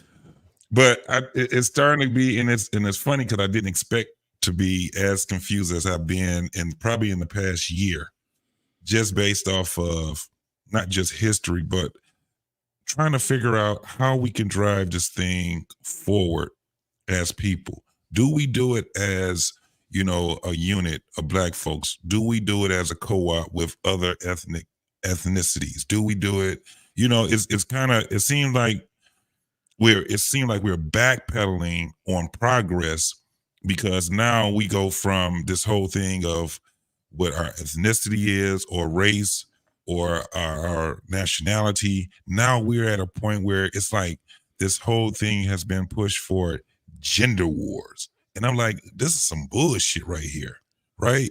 Because that's, in my opinion, fighting a community or a nation from the inside out. And what I mean by that is, we already know family is what keeps one people in strength, right? Even if we have, like, for instance, in America, we have black folks and white folks, and we have a history with one another. It seems as if all we have our young folks that know is how to hate, if they're black, how to hate white folks, or how to, the white folks, how to hate black folks. But then even with that, now it's starting to be where it's not with, like, not the millennials, but the Gen Zs, right? With the Gen Zs, it seems as if they're not even listening to any of this stuff anymore. They're not listening to history. They don't have any pride of who they are, ethnicity, what their ethnicity is. They don't have any pride on their race. It's kind of like they're just bringing up some new shit. I'm a cat, so I'm gonna have pride in cat pride. It's like they don't want to, nobody wants to be anybody anymore. Black people don't want to be white. White don't want to be black. And that's where it's starting to confuse me, because I'm like, okay, how do we lead and it starts to take hold again? Because right now it just looks like everything is slipping. And one of the reasons why I'm thinking is because we got too many people saying, I'm tired of having race conversations, or I'm tired of having conversations of relationships. I'm tired of having, relationships. Well, they don't even say I'm tired of having money relationships. Conversations. They're not even engaged into that. They're not engaged into politics. They're not engaged to all these different things. This is why I'm asking us, and this is the thing, most of all of us pretty much have lived more than half our lives here. But how do we get what we think to, at least to the millennials? Because this is, I'm telling you, man, this is it's just confusing me. And I thought that I was going to be at a point where I could just at least say with my people that we have at least gotten to another level where we can have new problems. It seems like we do got new problems, but the new problem we have has regressed us. You get what I'm saying? So right. pride into being black. Can we do that? Because again, from Brother Ricky, what he was saying, nah, that black shit, you shouldn't call yourself black. And I agree with him. Information Man, you had a show on that whole thing on black being a status before. So we understand that, but I don't think that the message will come to the people that actually needs to get the real message. I understand it. I'm like, oh shit, we calling ourselves black, but it doesn't mean that we don't have to call ourselves black. I think we need to take that and actually make it mean something. It was kind of like what Mr. Bennett was saying. This is why I'm asking you guys, what does being black to you is? You being black. Are you proud of being a black American? Are you proud of, all these different things? So the thing is now, what I want to see if you brothers actually can agree upon this. I had another one that I wanted to ask. What is it? Here we go. So the question is there a difference being black, African American, Negro? What I didn't add was indigenous. Indigenous. I want to start with my man Lit, and then we go Mr. Bennett, and then we go on down. You know what? I've been listening to what everybody's saying, man, and I'm so glad that we get an opportunity to have this conversation because it's about to get real. When I came into this world, it was a mess. It really was. We were coming out of the civil rights movement, and I, as a child, we weren't distracted with a whole lot of some of the same stuff that these kids have. You know what I'm saying? It was just regular TV and the newspaper, so we consumed our information different. Well, the problem with us now is that our information is consumed from different places and for different reasons. Basically, our problem is with black people is that we're distracted. You know what I'm saying? I'm going to give y'all an example. When I was roughly about 9 years old, I had a very, very curious imagination. So in my dad's basement, I used to work on different projects and stuff like that just on my own, because back then being an inventor was the black thing to do. You see what I'm saying? Coming up with different things. So long before I had information about who certain people were or what other people did, I just basically did what I do. And basically I came up with a concept of wireless energy. Well, it wasn't until I got to high school and I did more research, I found out who Nikola Tesla was. And I was like, well, that'd go. But I didn't realize that he never patented none of his stuff. I was like, okay, let me see what's going on with this. So after that, I started finding out, I started watching, this is right around the same time Windows, Microsoft, Apple, all this other stuff came out. So I used to pay attention to them. They used to make their money, I don't know if people know this or not, by patents. It's called first mover advantage. So what happened was these people were making billions and millions of dollars off of people copying their patent. They really didn't come up with nothing. They just bought other people's patents and started suing them. Well, guess what? We as black people should do the same thing. You know, we should get back to inventing things. And I think that's what brought us to being black and proud. We were proud because of what we did instead of who we are. You see what I'm saying? Because what we did binds us to being proud of something that we did. We don't do a lot of that stuff anymore. We take our degrees and hang them up on the wall instead of taking them and putting them to use in the community. That's our problem. We have a problem with wanting to be accepted, wanting to be acknowledged so bad that we forgot to do the actual work. You see what I'm saying? So my thing is this, I want black people to get back to doing. That's the only economic move that we have left to make. You see what I'm saying? Our labor, our thought processes, all of this other stuff that we do was what really made us great, not just because of who we are. People are not going to respect you because of the skin color that you have. It's going to be the content of your character. You understand what I'm saying? It's going to be what you do. Now, my thing is this, in order for you to do that, you have to have positive images of yourself. So in order for us to do that, we have to make sure that when we're present, that we're articulate and that we represent ourselves in such a way where people say, you know what, I want to be associated with them.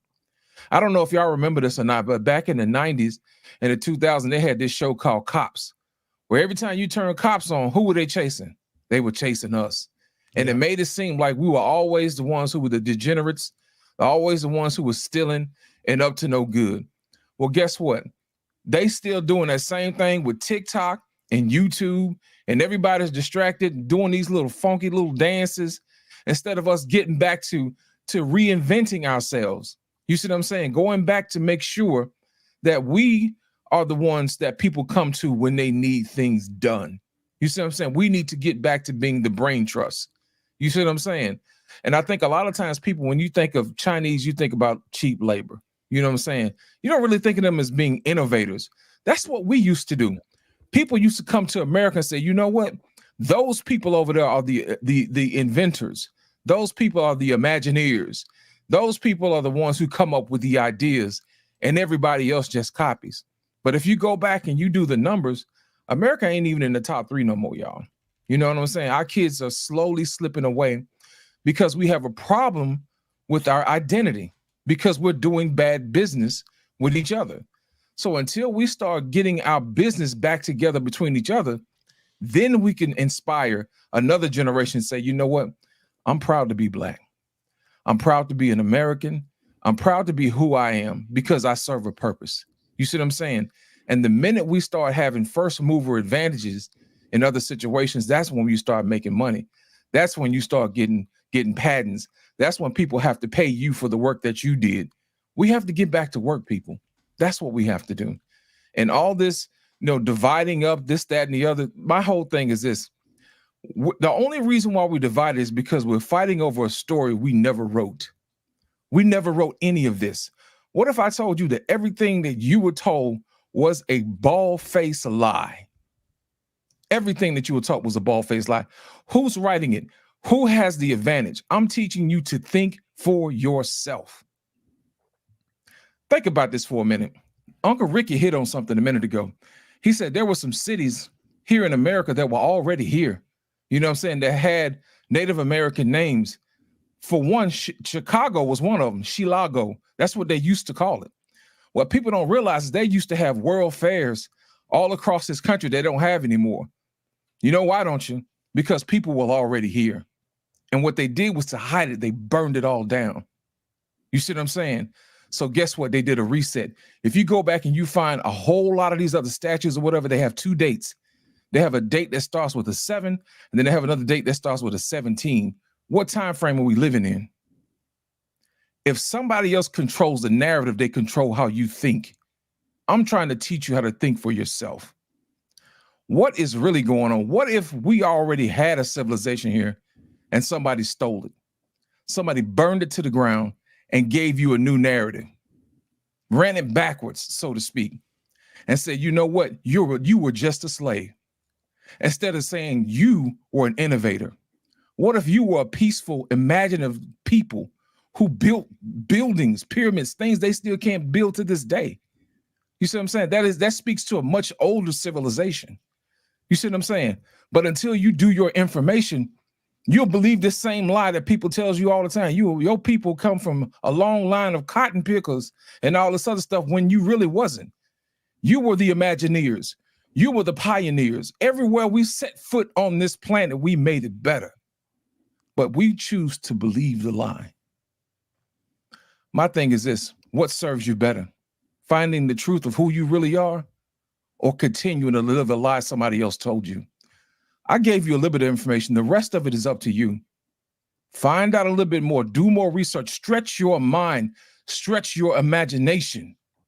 Don't believe the lie that somebody else told you. And that's all I'm going to say about it. I'm going to land it right there because I told y'all what I had to give you was going to upset the apple cart a little bit. But if you do your research, you'll find out that I'm telling the truth. Thank you, JT. All right, man. Listen, my man, R. Payne, Marriage, Politics, and Sports again. He came here with the $10 super chat. And he says, JT, as black men, I think that if we put race aside for a sec, we have so many things in common with what's left of the heterosexual men. We can start a movement of men. I'm right there with what he's saying, and I agree with what he's saying. My whole thing is with this whole concept of putting the race aside. How do we do that? It's my question, right? Well, what is it that we do that in? Well, wait a minute, JT. We're jumping ahead of ourselves. How in the hell, this is just my opinion now, how in the hell do we oppose for us as black men to have some kind of unity amongst all men and be on code when we're not even on code with each other as a people? That's the first law. Look, if you look at every culture in this world, the Italian man is going to always be for the Italian. The Asian man is going to always be for the Asian man. When they move their stores in our community, where you think they take the money back to their community. Right. Absolutely. So that was my whole thing about unify. Yeah, so that's what we're looking at also on Black Men Unfiltered, What We Know podcast, yourself, Information Man show, all of these different things is how do we as men, because this is what I see, we can move a lot of these mountains if it's us as men unifying. If we're all unifying, right? That's the how to. Right. I told you, and I'm gonna lay right here on this hill right here. I'm getting more and more confused because I'm like, okay, where do we start? What do we? I mean, it's so many battles. How do we pick these battles? See, JT, I'm 50. I turned 54 in November, brother. I'm not confused. I think as you gain age, you should also gain wisdom. I'm not saying you don't have wisdom, but I feel like as older as I've gotten so far, I see shit for what it really is. Mm-hmm. And the reality is that, yes, men should unite to fight against things that affect men, right? We really should, yes. But I know people don't want to hear this. We still got a lot of work to do in our own damn households. Correct. And that's where, okay, so that's where what you just said right there is where the confusion with me. And I'm just saying this, and you know, it is what it is, man. I know a lot of shit just like a lot of other people, but this is what's confusing me because I'm seeing it, you know, in real life, in real time. Oh, okay. And I'm seeing how far our generation that comes after us is so far away from us now. And I'm like, okay, how do we get this back? And I hear, you know, some people say, well, we got to hold accountability, you know, and then I hear somebody else say something else. And it's kind of like, okay, how do we do that? You know, this is my whole thing. When you keep asking the why, what, how, this is the thing. Mm-hmm. I'm back to, that's where I'm at now. Okay, why? And then somebody give me an answer. And I say, well, why?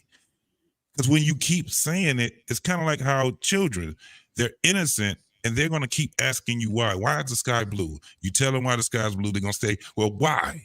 Right? That's where I'm back at again because I'm seeing things in real time. I see it in the world. I see it global.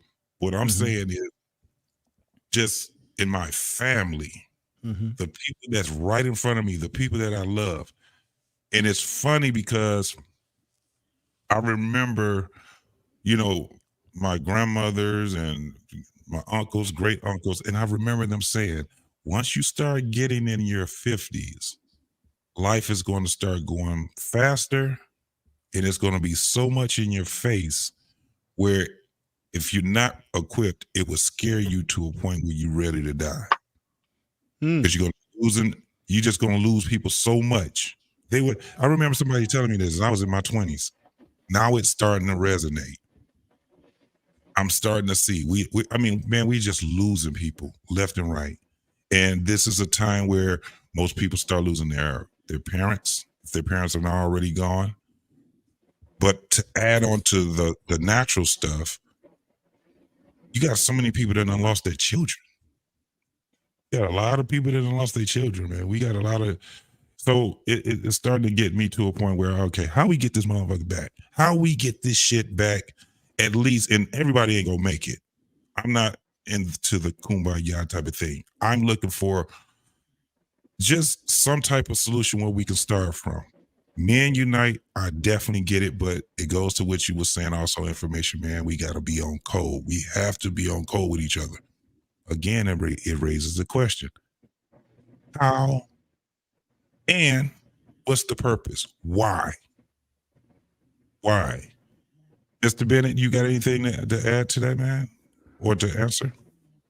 The thing that I've heard tonight that is a little bit confusing to me, and I think that's one of the reasons I embarked on what I said, is that there seems to be, on one hand, there's an effort to get away from what we look at as limitations, whether it be to get away from race, why are we calling ourselves black, why are we associating with certain things. We need to get on, but then in the same sentence, we'll still say black people. Or we'll still say we. Well, who is we then? Or we'll still say us. So who is us? But we got to get away. So we're trying to get away from something, but in a way we can't, because we still need something that pulls us together. Foundationally, regardless of where it is, you have to have something that you can kind of stand and plant on.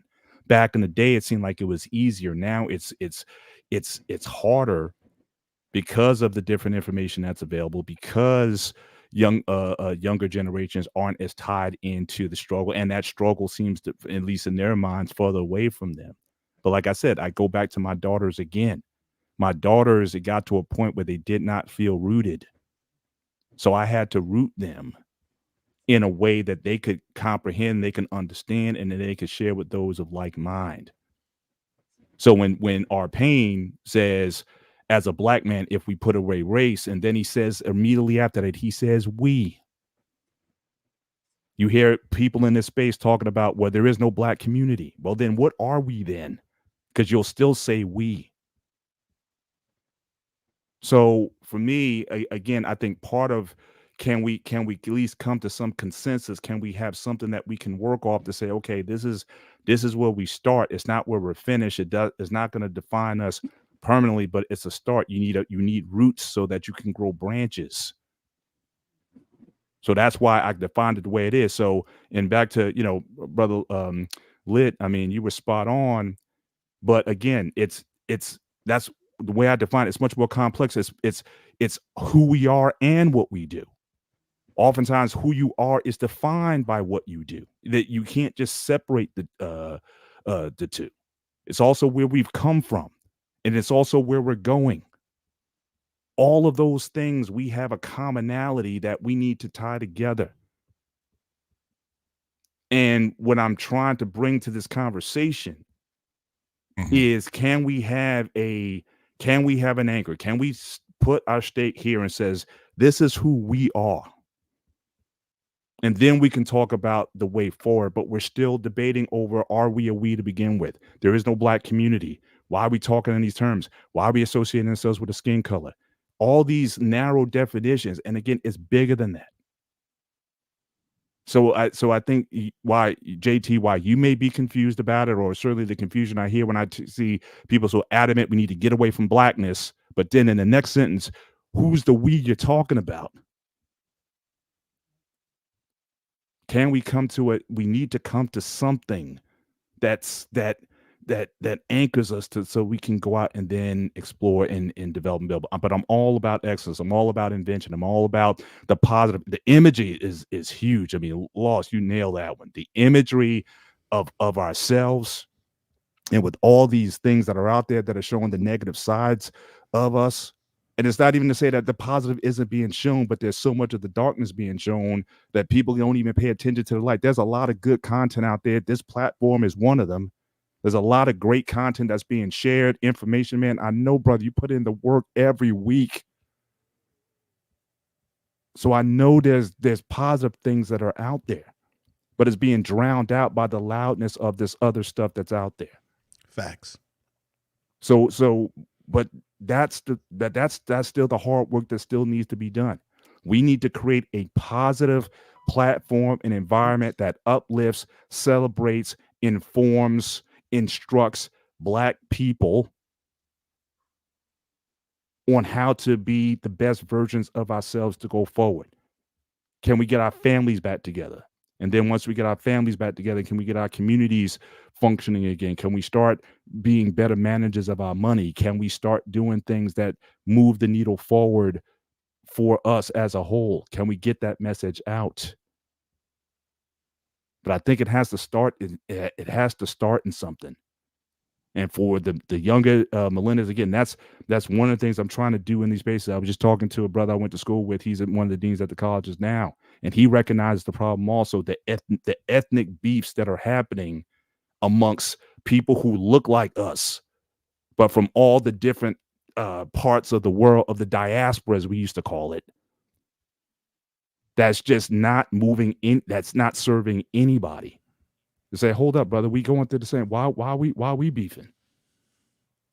And it's almost like there's a puppet master sometimes that's kind of playing one against each other, to a certain extent. So for me, I think where we could start is, again, having a clear definition, a clear way that we can anchor ourselves in something so that we can move it forward. But all the things, yes, creating a positive platform that informs, that uplifts, that talks about the best in us and charts the best ways forward, bringing together those who are experts in economics, in health, in finance, in family, in marriage, in all the things that help to build and sustain communities. We need to continue to push that forward. And for those who get it, I would be ecstatic if 10% of our people can take content and then go and do something with that. That's about 1 million, 1.2, 1.3 million people. I think that would certainly move the needle. In fact, former chaos, he talked about it. We don't have to try to say we're going to completely change Black America. I think that's moonshot. I think that's too much.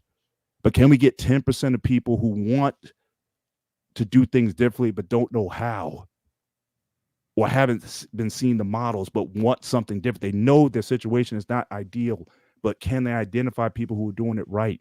Can we be the salt and light in the world that says, I want to, know what that brother or sister knows? Maybe they know something.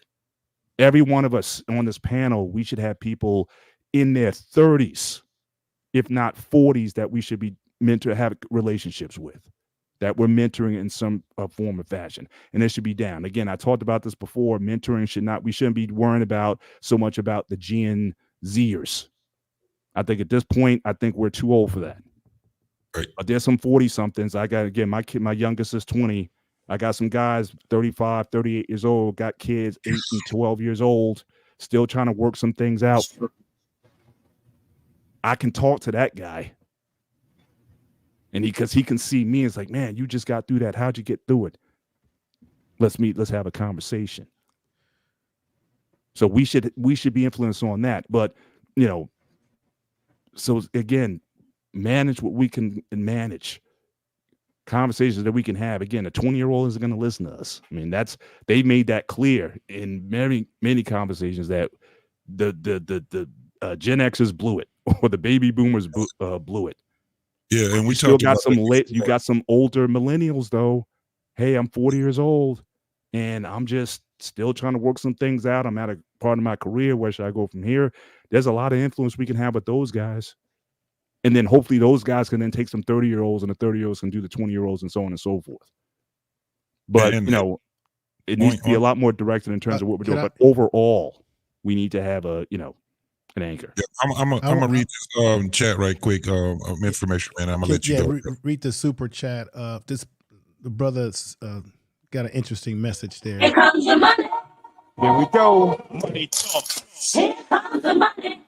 Marriage, politics, and sports, my man. Appreciate Our you. Payne, he says, our class divide is much greater than talking about race as our only issue. We have to talk about race as a primary issue in my 65 years. He says, we are further behind. Yeah, he was saying we are further behind than we were. We don't have to ignore race.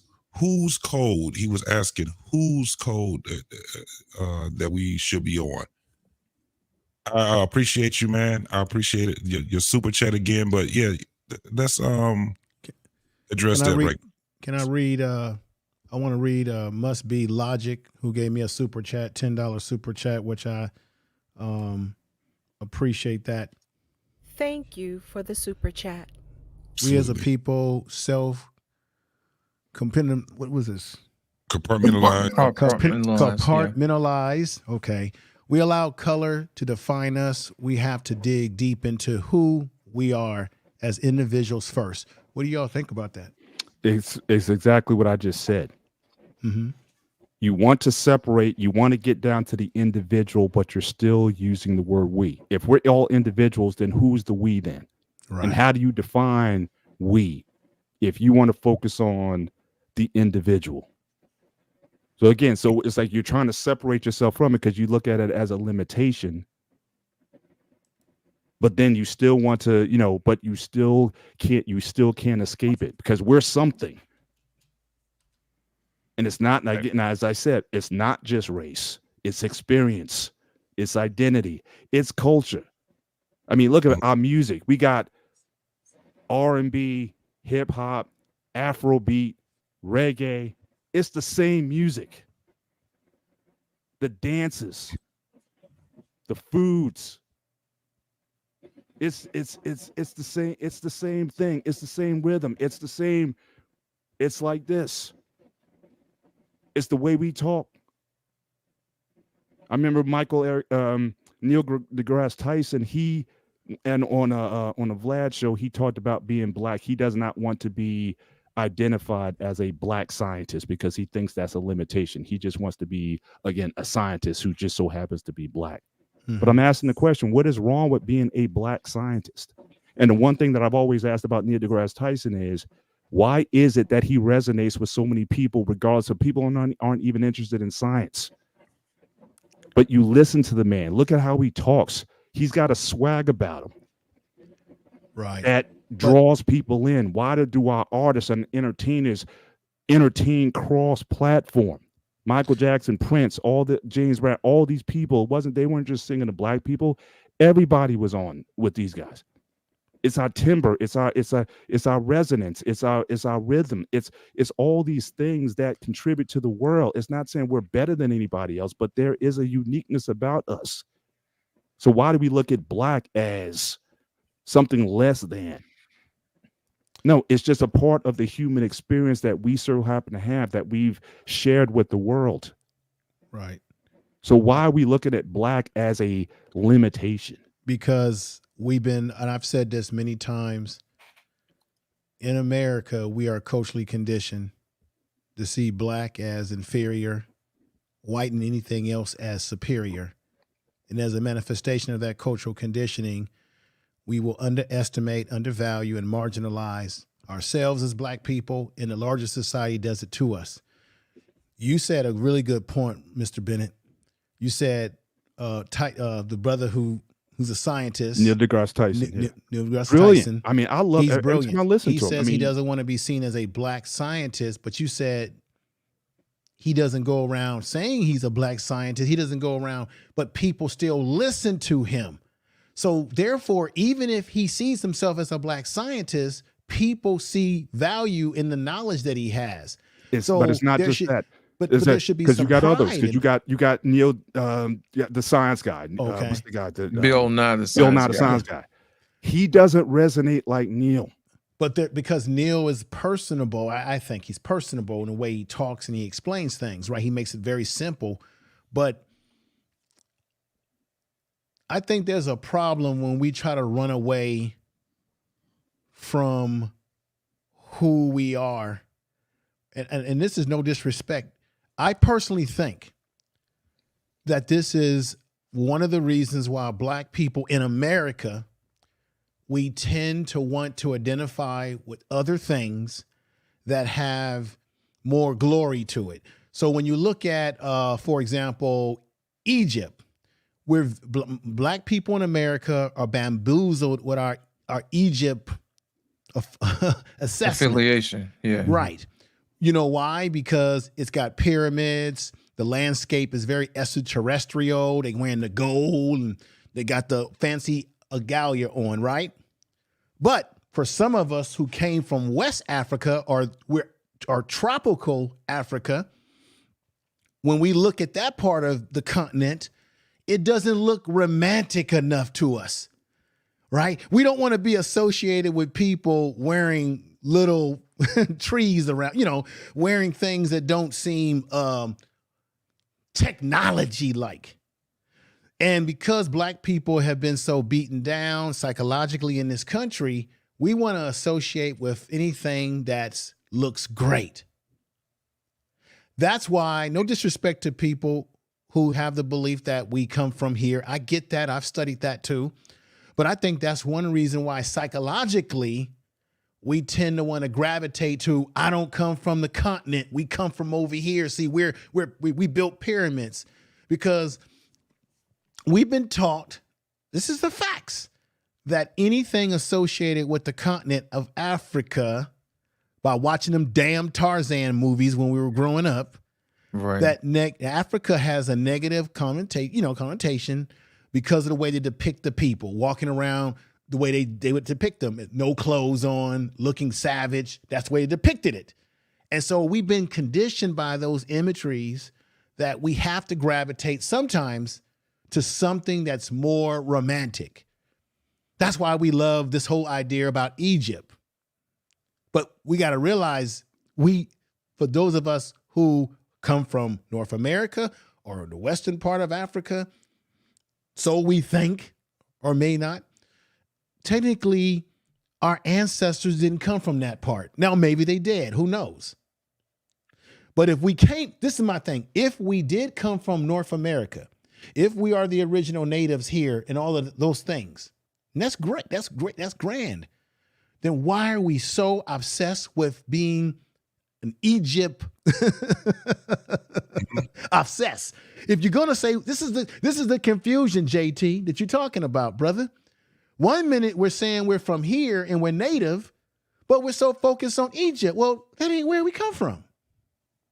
I thought we Native Americans here.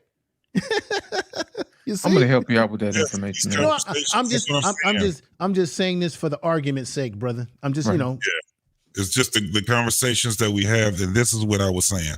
Absolutely, you hit it dead on the head. I think the brother down here, Trey, has something he got his hand up. What's up, brother? Yeah, I just think this whole space that we in now regarding men, it's just a regurgitation of the feminist movement and the crack era to me. I listen to the brothers and you all speak with such wisdom, and I can understand the age and the dynamic of what we speak, because we sort of think from a logical point of view. And JT, you mentioned something about being confused. I just think you're using the wrong word with that, because in all of our lives, at any point in our lives, we come to an age of reason. And when you get in your 50s, like I think somebody mentioned, that you just start to see things clear for what it is. And it's either black or white. It ain't no gray no more. It's like, man, this shit ain't right. Or, you know what I'm saying? Yes, this is the way. And I think you can see it in the spaces. I think this is a unique time for younger brothers, because I look at the young 21 adult. You no longer have limitations on your life once you turn 21. The world is your oyster if you choose to continue to connect to like minds of the space you want to be in.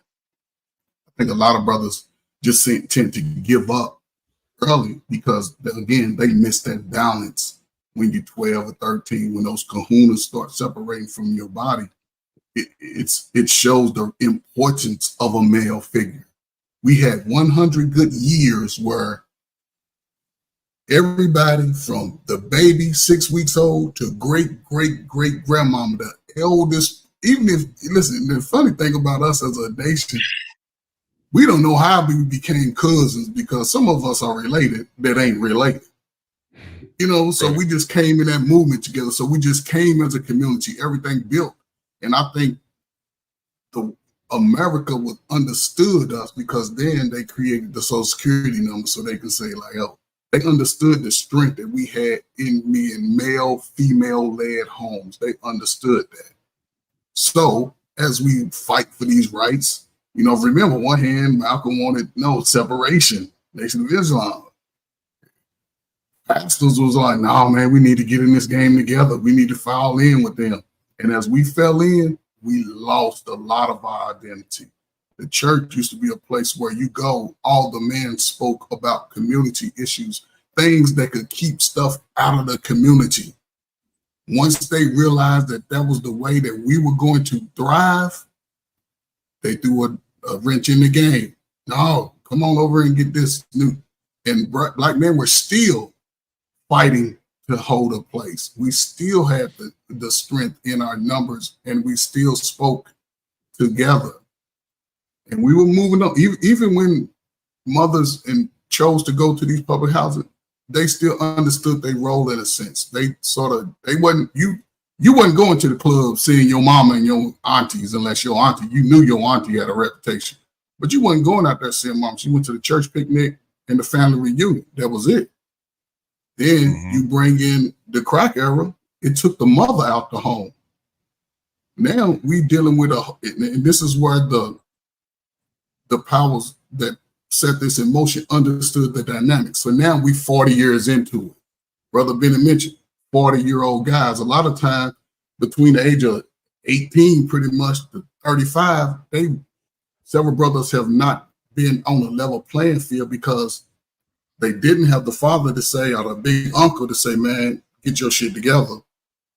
I'm going to take, and the mothers pretty much the mothers just give up at a certain point because they realize they can't handle that energy of a man. And I think that's what the disconnect come in with men, because us older guys don't see it from the younger guys' point of view, because we standing on the outside of the garbage can looking in like, damn, this is nasty. And they in the garbage like, this is all right. It smells good. I'm not leaving. It's comfortable. It's warm, So I think that's what we fighting against. And the strategy that I've used over the last 15 years in trying to make Black men be better is that I found it in my heart. Well, and part of what I wanted to do, to go to those youth that are right on that borderline, that right on that fence of not really understanding and not being afraid. One, going to the mother, going to that guardian and say, look, you have a bright son. This boy is smart. He's good in math. He draws pictures. He can do whatever. I need you to give him to me a couple of days. And I understand that if I meet him at 15, I'm gonna have to be in his head at least half the time of his age. I gotta be there. And I'm going to let him know we going to mess up along the way. But when I mess up, you will understand and be able to help me through it. When you mess up, I'm just going to hold you accountable and help you move forward. It ain't going to be easy. You ain't going to like it all the time. But if you put in the work and you take baby steps, it might take you 10 years to take those steps. Then when you get to that age of reason, when it flipped, when that light bulb come on, you're going to understand how to maneuver in the world, not just your neighborhood. You're going to understand how to stand up, like the brother said. You look a man in the eye, hold your chest up. It's a whole different build of a man today. We all got big, broad shoulders and big necks. It's a different build of a man because they're not even getting that man energy from day one. And I think if brothers that like to get into that work, how we can build that bridge, we have to start with our youth, the older guys. They have to go into their neighborhoods and apologize to some of these families whose brothers they got that ain't here. It's a lot of brothers that got taken out, strong brothers regardless of their lifestyle, go make some apologies, expect whatever they give back, build that bridge, take on a youngster, and allow and last thing, allow these kids to express their emotions through art. I've gotten some of the greatest things through art just by kids expressing their emotions. I tell kids, write down everything. I don't care. Write it down how you feel in that moment. If you mad, write it down. If you sad, write it down. Because those stories can help you come back and say, okay, I found a way. And expect to make mistakes as a kid. We all do. But here's my thing. We all I see all big noses and big nostrils and big lips. Regardless of what part of the world, the country you come from, we all son people. So we just got to build off our energy together. That's why we get so ramped up around each other, because we all got neurons and things bouncing off each other. So, right. Last thing, it's my last one. Between what's documented, more Black people invented things in slavery than we have since we've been free. More of them. Couldn't read, couldn't write, but can envision it. Envision it. DC, he got it through the mind, the line with the stars. You ain't heard nothing greater than that. So let's just start being true men that we are, and and brothers that we sit on our little porches.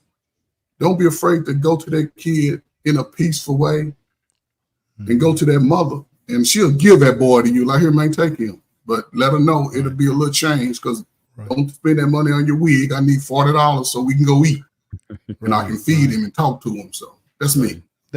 That's the reason why I said, when I talked about what it was to be Black, I really laid heavy on our ancestors, because you said something powerful. Our ancestors were able to get more patents and invent things under more distress than what we have today. So isn't it a indictment on what we're not doing today that we need to be doing? If our ancestors could do more with less than what they had under even deeper racial stress, But they say there's no excuse for us. Pressure breaks pipes or builds diamonds. Yeah, that's so right. that More could be part of it distracted. as well. You know what I'm saying? I mean, it's like when you have to, necessity is the mother of invention. You know what I mean? So we had to do certain things just to survive.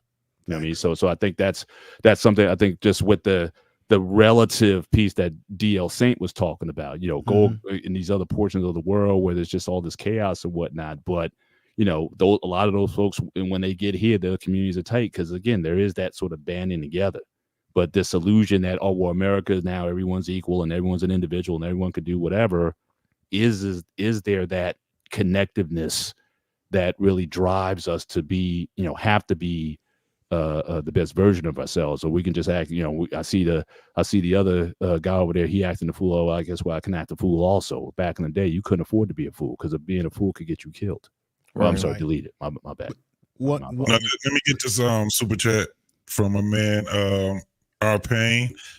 Here comes the money. Here we go. Money talk. Here comes the money.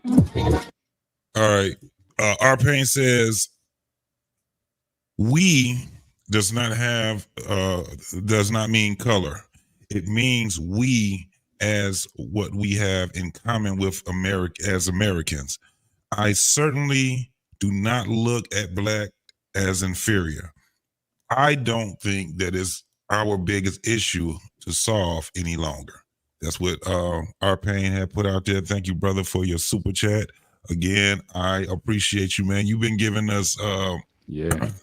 Fun Payne dropping it, man. He's the title sponsor.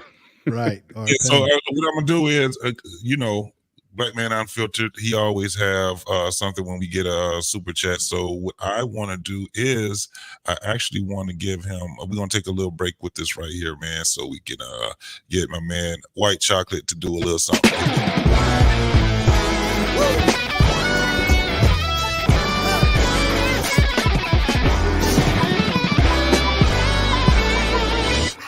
I got a red room, it's the red now when the sun sets in my bedroom. Oh, it feels like I'm inside a flower. It feels like I'm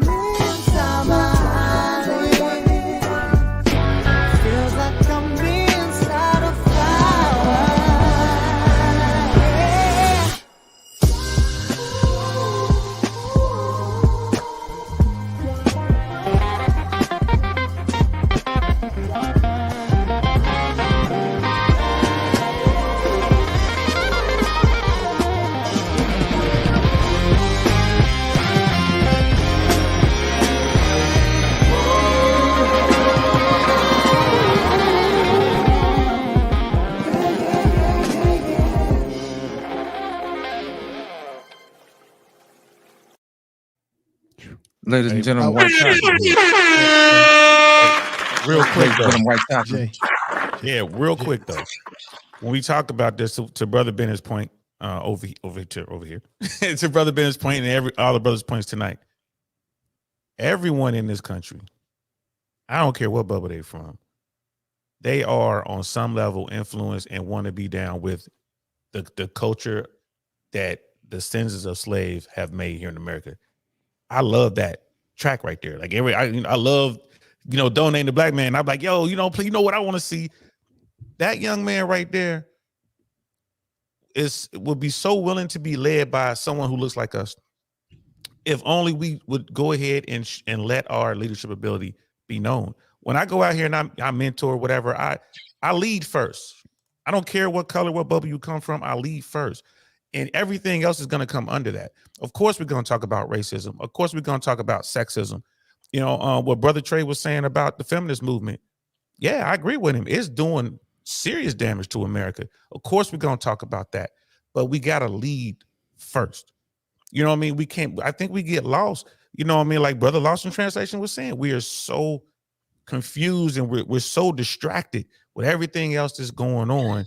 And generation after generation is going leaderless, and again, as a military guy, man, we lead first, man. You got to know the mission. The mission is clearly defined. We train, we go out there and we get it down. And one of these chats, I'm trying to follow all three platforms. This is the first time I had to do this, but I'm doing a lot of clicking over here. But in one of these chats, someone said, what does it mean to be an American? I'm like, well, there's the birthright part of being American, or you can somehow get some sort of legal status and legally become an American through marriage or whatever. It used to be what it meant to be an American is when someone tries to destroy the planet like the Germans did in 1940s, or the Japanese did back in 1940, whatever, and the Italians, or go back to World War I or whatever. The Americans were the ones who came to save the day. Them big, dumb Americans, you know what I mean, from their silly little, country over there, flanked by two oceans, will come over here and restore the peace at a high cost. To be an American, it used to mean you were free. Like, our Constitution and all that kind of stuff, man, freedom of speech, freedom of expression, right? We see how true that is now. You look at what's going on. We used to be educated in this country. Every generation gets dumber and dumber. Like and it's our fault. I don't put it on the school. They can't teach when people are telling them what to. This whole thing with genders, man, have y'all lost y'all mind? And then like I got a teenage daughter. Name 3 countries on planet Earth. She can't do it. We started this, a few months ago. She can't do it. So what did I do? Got a big map, stuck it to the wall right outside her bedroom, and every single day, name 3 countries. And now we're up to 12.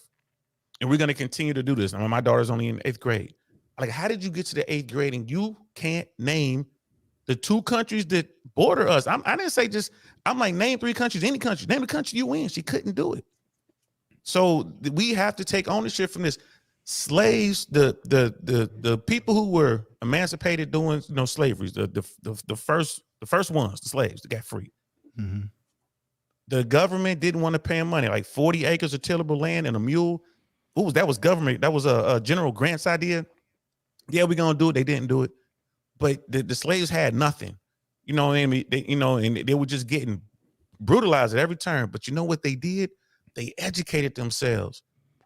It meant something. They could read, they could write. They didn't have to write up. They didn't have to leave their mark. I can sign my name. Right? Kids can't write cursive anymore. We're back to a point where kids they took it out. They can't sign their names.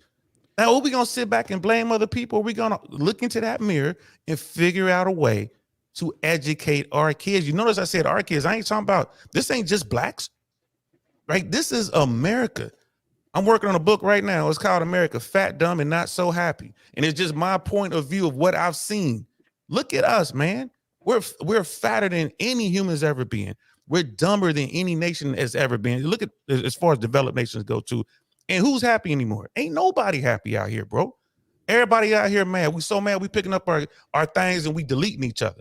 We're so unhappy that we're going out here. Everybody's unhappy. Relationships don't work. Women want to take over men. Like I said, to Brother Trey's point, Go in the family court, you get wrecked. And women are starting to figure out that the family court doesn't care about your gender. They just want to know who makes the money. So now you're seeing women getting wrecked in family court. They're losing their kids. They're having to pay for child support. They're having to pay alimony. You know what I mean? They're like, what's going on? Like, yeah, y'all didn't bother to read. I want to say this though, brother. Don't please be very careful when you make the general statement that Americans are dumb, because I've interviewed young black males who are doing incredible things. They have a program in Oakland that's been in Oakland for a while called Afro Tech, where you have black men and women who are involved in technology and creating inventions and things they will be using tomorrow. I think there's a segment of our society that's blind, deaf, and dumb. And then there's a larger segment that's very intelligent. And then on another thing, you got to be very careful, because most of these other countries are stealing their technology ideas from us. Thank you. Most of them have to come over here, like the East Indians. They come over. Look, I'm in California, Silicon Valley. They coming over here to work. We ain't going over there to work because we got the infrastructure. They don't have it. I want to. Of course, that's where the trick bag comes in. Of course, they can pay them less money than they'll pay me and you, because we're Americans and we'll command more pay, right? I'm saying I get what you're saying. We got some dummies, but let's not underestimate the intelligent ones. We got. Did y'all hear about? There was a couple of black youngsters, 16. They're going to college. There's a young man. I think he was on Good Morning America. I think he was like a 12-year-old. He's getting ready to enroll into Harvard. Right. We got there is some brilliant young people even within our race, but the problem is that we don't publicize it, right? But if it's a kid who grew up as a gangster, went to jail, he gets out of jail, and then does right, we'll celebrate that person before we'll celebrate the kid that's been doing the right thing with parenting, like you did with your daughter from the get-go. And I want to be very clear. When I make these broad statements, yes, sir, I'm not just talking about our community. You're out in California. I spent the better part of 23 years in SoCal, right? Go to any of the Cal State schools, any of those campuses, and ask them kids to name 10 countries on planet Earth. But ask those kids. I'm not talking. Don't even touch. Don't talk to a black kid. You know what I mean? Go ask the kids that you come across to name. They can't do it. And then ask them to name the top 10 hits or whatever, or the most. You know what I mean? Mr. Beast first. I want to be clear on that. And one other thing, real quick, just real quick. Mm-hmm.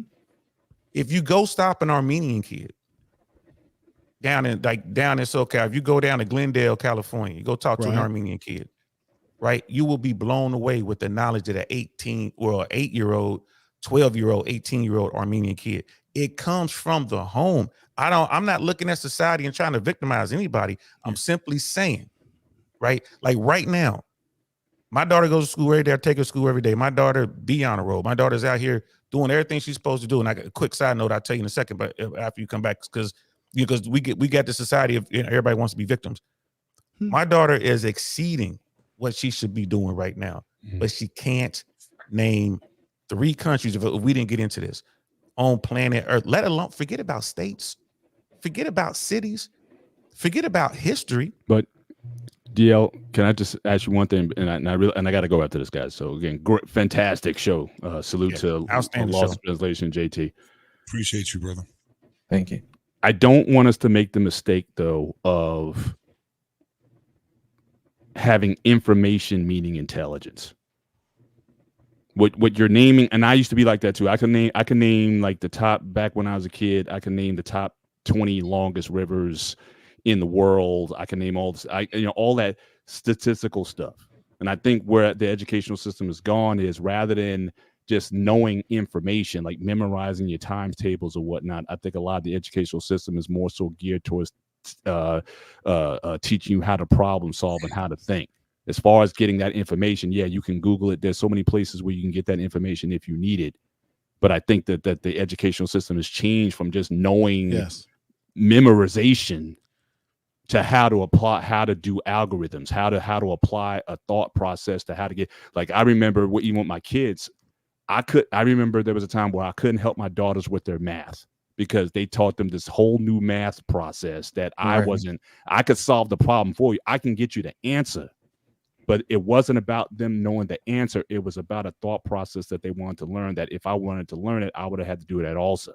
So that new math messed me up, but they knew it well enough. And again, we provided the environment. They were able to figure it out. I still couldn't figure it out because I was so wired in terms of how I knew information. So I don't think we should necessarily be measuring intelligence on how many states you can name or facts or data, but can they think, and can they be flexible and move, and can they problem solve? I think is where the educational system is going more so than that information. It was important to us. And I remember the times tables. I remember all that stuff. Yeah, it was like rote memorization. You had to go, your parents would ask you anytime, give me this. What's 12 times 13? What's this?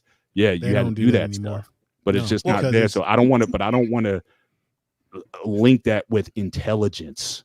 And I'm not trying to do that either, but we need to have a foundation. Right? There's you look at the United States military. Right? The reason they're having a hard time recruiting right now, right? Some of the top reasons, most kids are out of shape, right? They're fat and they're unhealthy. And then these kids just don't have the intelligence. Like you said, they don't have the ability to be taught to use these weapon systems. Right. So I guess my pushback to you would be, I understand what you're saying because I agree. I went through the same thing. Like, what are you doing? My kids are drawing all these circles and little circles inside of circles and, trying to figure out like, hey, bro, it's, I mean, it's 3 times 7. Like, just, you're supposed to remember that. Right. But but the thing is this, I would argue that we are failing at that. And again, I'm not just talking about black kids. Right. The military, when I was in, yeah, we had some serious, military, equipment, and you had to be a certain intelligence level. That's why you got to take that test, take the ASVAB, and you had to be. You couldn't just be dumb to be a grunt anymore. There were people like, you're not smart enough to be a rifleman. They come into the college recruiting sessions, everything. Absolutely. My daughter was just telling me was it yesterday or day before? It's like, yeah, some kid got ran over. Right. So we're on paper, we're teaching them how to problem solve, but they can't figure out why you shouldn't walk in the street. You know what I mean? Like, it just like we're failing these kids. And it wasn't a black kid that got hit. You know what I mean? So I mean, it's just one of those things. Now I've seen 2 kids get hit taking my daughter to school. I live in the best school district in Tampa. I moved from Cali to Tampa. I live in the best school district in Tampa. And these kids, they couldn't think their way out of a wet paper bag, bro. I mean, it's just we're failing. Now, I think, of course, there's some blame to go to the teacher. I talk to teachers all the time. They say the same thing. Like the teachers, like, I would love to be able to teach these kids X, Y, and Z, but I can't. Yeah, teaching to the test. I can't. Yep. So, and the parents aren't doing it because we're distracted and stuff like that. We got to work hard, right? The dollar is worth less. You're making all this money, but you have less spending power. So you got to work even harder just to maintain what you have. And of course, most of us gonna go beyond our means. You know what I mean? We shouldn't, but some of us do. But the kids don't have the parents or someone near to help them. That's all we work. I tell my daughter all the time, how are we gonna get out of this situation? We're in the middle of the mall. How do we get out of here? Where are we parked? What if someone came in with some things over there? They trying to delete people. Which way are you gonna go? We're constantly talking about that because I want her to be able to think. If she wants something, well, give me information on it. I'm not gonna do it for you. Oh, you want this particular part or device for your computer? Find out. Well, how are you gonna get it? Yep. You know what I mean? But parents aren't doing that, bro. And that's all I'm saying. That falls on us. But I think, brother, go ahead. I got to go, gentlemen. JT, Law, don't do this to me again. All right. Don't do this to me again. Mr. Bennett should have been gone. God bless you, brother. You guys have a great day. Let on, brother Bennett. Appreciate it. Here's the thing I want to add to that, brother. And you and brother Bennett are speaking it. You are speaking from a father's point of view, the most dynamic point of view in our community that is missing today. You doing what is best for your family without question. You didn't need to go to nobody to say, how do I do this? A father will do that. And that's the unique thing that we're missing in the bulk, because a lot of our children that attend public schools are attending, most of those, the population is mostly with single home. That's why they can get the free lunch. They count them heads when they come. And a lot of people attending public schools don't have collective bargaining because a lot of those people are renting. They're just going along with whatever is pushed. They've been trying to push the LGBTQ in Chicago public schools for 10 years, which is the hub of social services. When people come from around the world, study people, they go right up there to Chicago.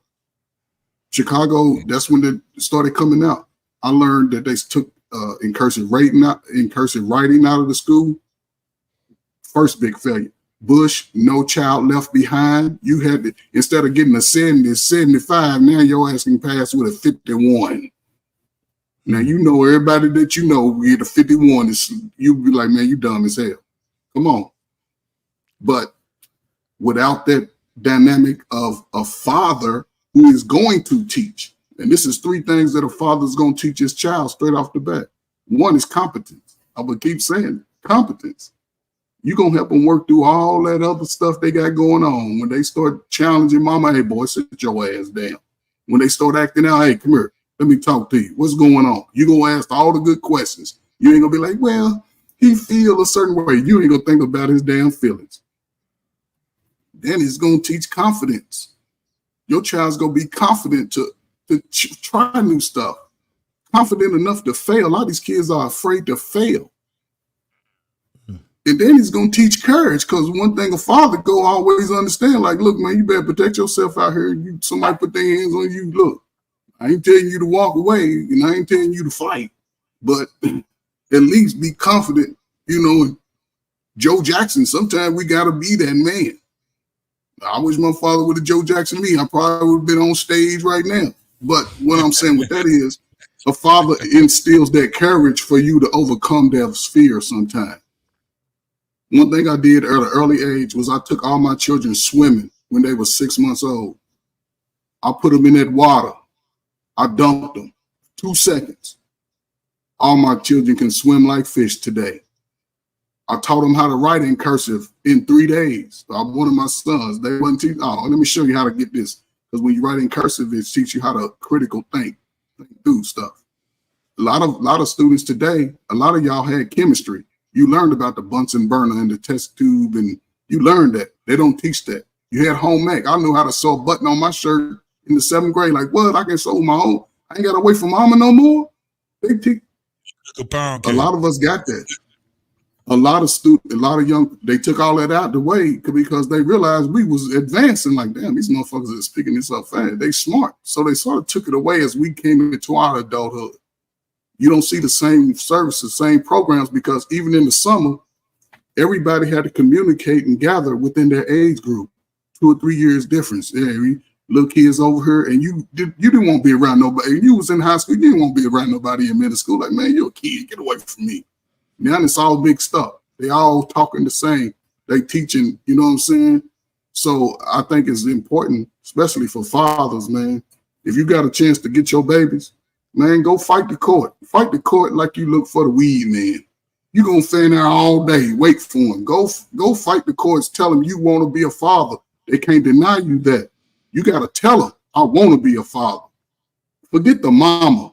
You're supposed to go around her looking your best every time. Like, yeah, I smell good and I look good. Keep it moving. But if you want to save your child from a life full of pain like you have, stay away. You know what I'm saying? But if you want to save them, you got to get involved regardless. Forget the mama, man. Forget her. Y'all, man, you went in there. She gave it up. Y'all was doing it in the backseat in the car. It was y'all. But to move forward, we got to go to our younger generation and let them know that we fighting for them. Because they gonna fight it at first. They don't like that new food coming in there, man. You coming there with them steaks and filet mignon. They've been eating hot pockets and cold cuts for 6 man. You better be patient and just understand that's what man will do. Come with your patience and they will learn. I think we can do it, but I hope I'm still alive. I'm 55, man. So hey, I hope I can still, I'm gonna load the weapon. I can't fight. I need the young dudes to fight. I'm gonna load the weapon and keep everything clean for you, but you got to go shoot. Appreciate you, man. Again, my man, marriage and politics sports. $5. Our Pain just came in here, man, and cash mobbed the Doggone What We Know podcast, man. I really appreciate you, brother. He says, great panel, JT and gents. Keep up the good fight. I believe breaking away from the Democrats would do more for us as blacks than almost anything else. Hey, before Thanks, anybody bro. goes crazy in the chat, before I anybody wanted- goes crazy in the chat, before anybody goes crazy I in the wanted chat, to say a few things, JT. yeah, if I could just get in this real quick, I agree with that brother 100%. And when I say break away from the Democrats, it does not mean run to the Republicans. It means going to whoever's going to give the best deal for the community. You know what I mean? I just think politically, I know we're not there yet. So if we were to wield that political power, build it up like we build up our financial power, we spend all this money. If we do the same thing on the political side, I believe that that would be good for the community. Absolutely good for the community. I mean, look at how close this current election is. We got a guy facing 91 indictments, and they talking about they want to put him back into the White House. I'm conservative. I'm a registered Republican, just give y'all full disclosure. But I can't stand dude. Yeah, I look at dude like, what is wrong with people? How? Like, you know what I mean? So, but that election is coming up in November. People are just assuming that the black vote is with the Democrats. Imagine if that assumption came with a price tag. You're gonna have to do better for our schools. We're gonna have to do this and that, and you're not gonna get our vote. Does that mean we're gonna vote for him? No. Well, maybe we'll vote for RFK, or maybe we'll vote for some other independent, whoever. But I think we should get into that, and just want to throw that out there. Appreciate it, deal. Go ahead, information man. No, I just wanted to, because I'm getting ready to cut out. I want to say to my audience out there, make sure you check out my man What You Know podcast, JT, who's doing a hell of a job tonight hosting. So he has a channel. Of course, we're on Black Man Unfiltered Network. A lot of great content creators up here tonight. I'm going to be disconnecting on my side in a moment. For those that are on my side watching, I just wanted to say this because I heard, some of the things they were saying. Like I said before, it depends on the type of kids you are around. Okay. My organization, we're sending thousands of black kids to college, skilled trades. You got to put our kids with black professional or skilled tradesmen or businessmen. They need to be connected with the youth. The old lessons that we learned in school, the world, the technology, and where the world is going, that shit is obsolete. It's not. These kids know how to flip a computer backwards, forward, at least the kids I've dealt with. So you talk about mentoring, my organization, we've been doing it for 117 years. Alpha, I do the work. And we're going to keep doing the work. And we got kids that are brilliant. And it's your responsibility as a parent to make sure your kids know what they need to know to survive, however you want them to survive, the academics, the what do you call it? The common sense, which is not always common, the common things that they should know. It's our responsibility. So you brothers have done the right things with your kids. And then the kids that are out here who may not have the father or someone there are groups of black men out here who are successfully mentoring, particularly black males, for success. I've interviewed them. I talked to them. I've dealt with them.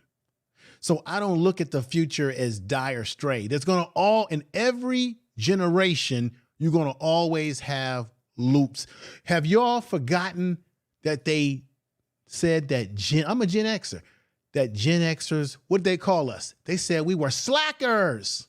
That we didn't want to work, that we didn't want to have jobs and all of that, right? Because why? When young people grow up, they go through a period where they trying to find who they are, figure out what they are. And then we can quickly label them, but through time and effort, they can blossom. They called Gen Xers lazy. They called us slackers. That's what they did. But not everybody falls in a category. Our problem in this country and in the world is we like to put people in boxes and categorize them, right? The race, ethnic, where you come from, what sex everything is a box so that they can label you and be able to define you. we have to define ourselves, and we have to be the best fathers that we can be to our children so that they are prepared for whatever comes down the gauntlet. Me personally, I'm concerned about black children. I'm not because white children, I'm just keeping it real with y'all. And other groups of kids, they got a foundation in their communities. They got a foundation. It's my job to be on code with my people and build us up, because I was saying this earlier, JT, all the other ethnic groups always put their people before anybody. While we as black folks keep talking this rainbow bright stuff, ain't nobody else worrying about including us. They worrying about what they got going on. When the Asian man comes into the black community, open up a store, where you think he take his money to, JT? Gonna take it and gonna put it out to community. It's To gonna go his everywhere. community.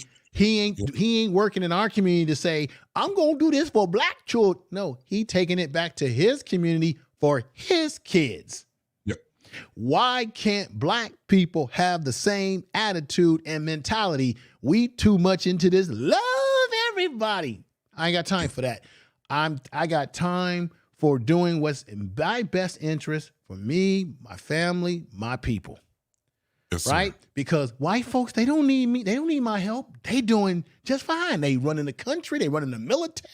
And another thing I got to say about the military, I get where the brother's coming from. But guess what? A lot of these kids don't want to be in no military. You know why? They got too many options. Our black asses went in the military, and I got family that's military. Our black asses went into the military in the early days because that was the only option we had. I got uncles that's not here because of the damn Vietnam War. That's our options. Guess what? I like my child to have an option other than military or other than this. More options they have, the more choices they have, the most best choice they can make. It doesn't mean that the military hasn't done anything good for people that need the military and hasn't given them benefits. I ain't saying that. But these kids have too many options now. That's why some of them either don't get in the military because maybe they're not smart enough or don't want to be in it. They're already making rumors right now about if this country had to go to a ground war, they would have to do drafting because not everybody's coming out of school wanting to join the military.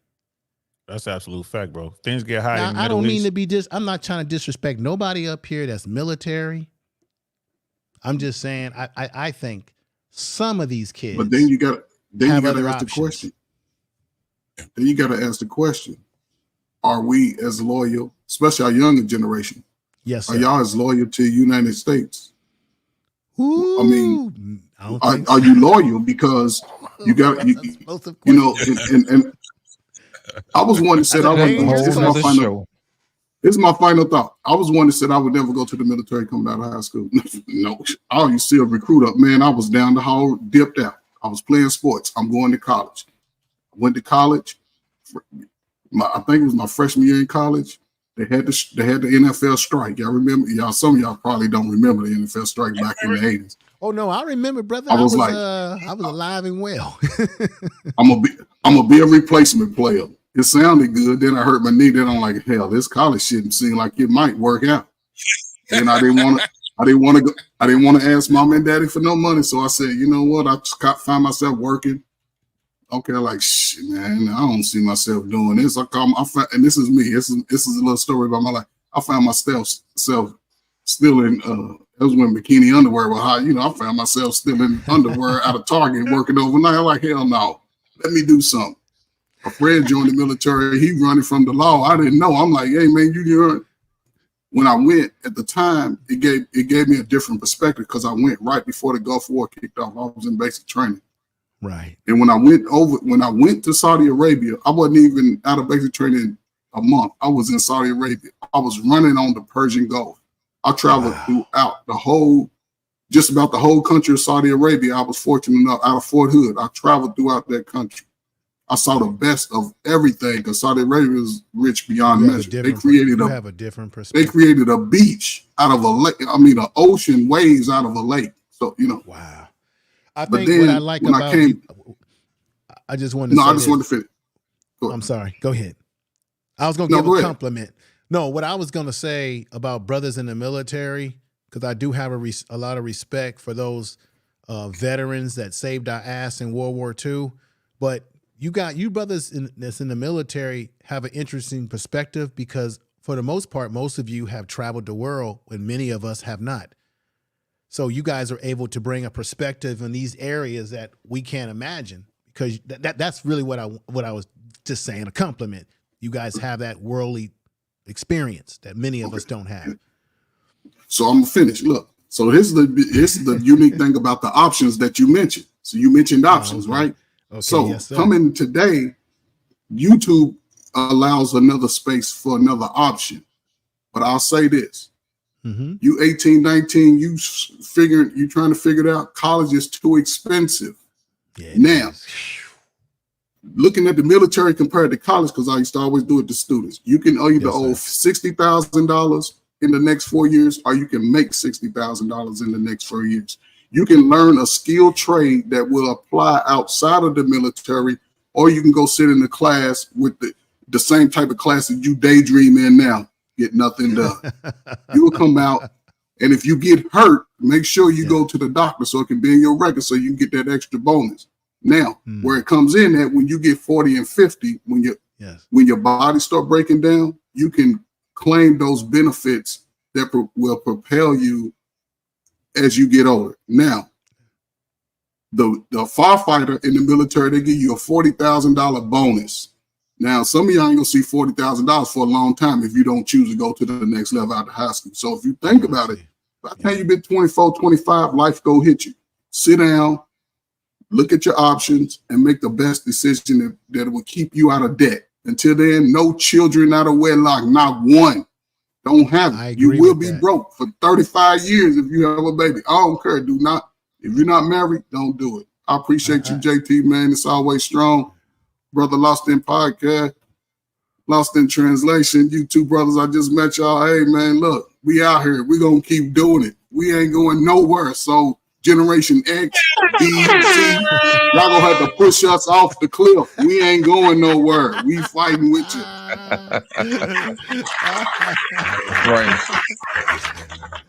JT, I'm about to sign off as well. Lost in Translation, brother. I got to be honest, brother.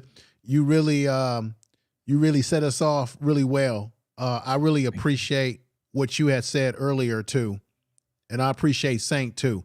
What I enjoyed about this is that we may have different opinions in certain areas, but you notice that nobody on this panel was arguing, calling each other's names and all this bad mouthing type stuff. That's why I love coming over here and being on panels whenever I can, because we can have intelligent conversation and we can leave respectfully, even if we have differences. I like that. I appreciate you coming out.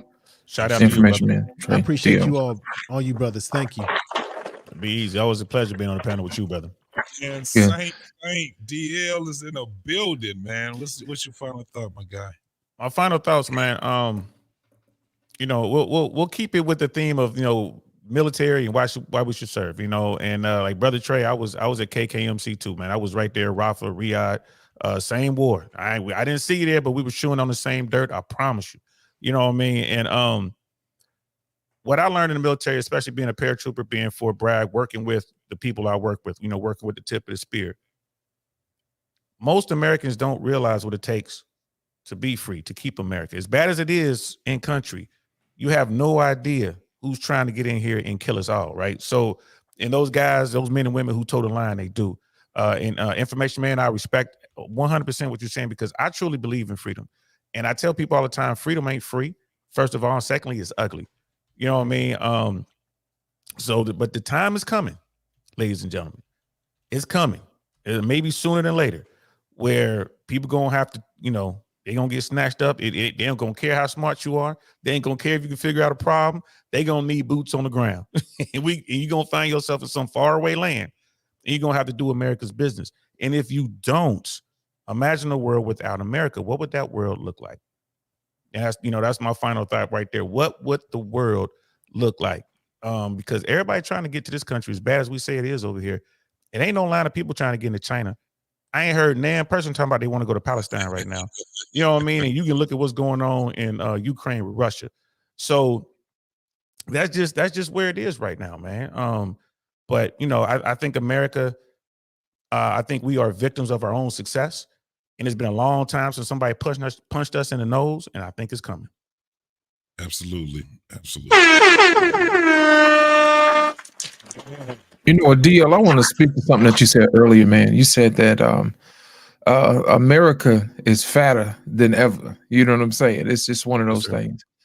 Well, here's my problem with a lot of that. A lot of that comes from us not being able to specialize in different things. All of us seem like we want to gravitate to what's hot at the moment. I remember in the 90s, what was hot was being a barber. So everybody cut hair, you know what I'm saying? And then after that, everybody wanted to install tent, and everybody wanted to install radio, and everybody wanted to install, you know, barbecue grills or whatever. You know what I'm saying? We don't specialize in things that we need. You know what I'm saying? We didn't have nobody making soap. We didn't have nobody making clothes. You know, we didn't have nobody making the stuff that we use on a regular basis. We bought that stuff out of house. And to speak to what Information Man said earlier, we have to learn how to specialize in other things. Everybody can't go into tech, but we can use some people who do things like plumbing or whatever. And what happens is it kind of hurts our perspective on how we look at each other. We should be able to specialize, and it should be okay. You know what I'm saying? And that's the reason why we need our support from our women as well, too. You know, everybody can't date the CEO. Sometimes the plumber need a wife to help fix his sandwich too. You know what I'm saying? And the guy who works on cars, wife needs to help him wash his uniform or whatever. You know, it's like in the military, everybody has their own support roles. Everybody can't fly the jet. We need somebody to fuel a jet. We need somebody to load the missiles on the jet. We need somebody to clean the jet, the deck. You know what I'm saying? To make sure that the folks in the mess hall get something to eat. You know what I'm saying? That's what makes us great as a people, man. We have to learn how to specialize in everything that we know how to do. And I'm going to tell you how I know this is happening. JT, let me ask you a question. When was the last time you had your shoes cobbled? You know what I'm saying? Where you had to put new shoes on new soles on the bottom of your shoes. You can't think of one, can you? You know what I'm saying? Myself, no, I get what you're saying. Yeah. And this is the thing. That's what I learned, that there was still cobblers that was out there. Do you know how far I had to go just to a cobbler? Right. That was what was crazy about it. So I understand it. Right. So back early in the 70s, we had shops like that were specialized in certain things. And what I want to tell people today, black people today, is make sure that you guys do something that is of need to someone else. You know what I'm saying? Specialize. That's where we get good. You know, when they say, hey, when I think about JT, I think of X. When I think about Trey, I think about X. When I think about DL, I think about this. You know what I'm saying? That type of thing. And see, when you specialize that like that, people come to you. And then that's how you do business. And that's how you come together as a culture and as a people, because that's how you come together to do business with one another. And then that is how you create the culture that we all need. You see what I'm saying? That's the one thing that everybody wants to say, well, what is it like to be black? Well, what does this mean in America? Basically, we're fighting against our nature because we want to be together. We want to be around each other. We want to have our own culture, but we keep fighting against it. Everybody wants to be separate, but everybody wants to do the same thing. So my thing is this, I'm going to leave everybody with a message. It's okay to embrace being different. It's okay to embrace specializing in something else. You know what I'm saying? But just make sure that you add value to the community, and also let everybody know what you do. You know, you can't sell inside of a vacuum. And then also, if you know somebody like we did tonight, everybody was broadcasting from other locations or whatever. That gave us an opportunity to have a great, huge audience. So that's way everybody can come back in and pick up different pieces, because we're serving our community. You see what I'm saying? Because everybody has something different to offer. And that was my final thought. JT, thank you so much for having me tonight. I want to thank everybody for coming out. If you want to follow us on Black Man Unfiltered. You can also find DL Saint on his channel as well. DL, how can the people find you, brother, before we let you go? I really want to know podcast on YouTube, guys. I really want to know podcast. Also, I'm not that big yet. I'm growing, but I got an even smaller YouTube channel. It's called Downrange Podcast, is where I talk politics. I'm about to get going on that hot and heavy because, of course, we're right around the corner from the election. And on Instagram, just type in "I really want to know" podcast, one word, it'll come right up. If you want to follow me there, appreciate y'all. Appreciate everybody who was here tonight and everybody in all the chats. You know what I mean? I appreciate all y'all. It's always a pleasure to come together in fellowship with good brothers. I mean, for real. I mean, and JT will tell you, I ain't the type of guy that waste my time. I'm like, bro, I got other things I could be doing. So I'm so happy I'm here with you guys tonight.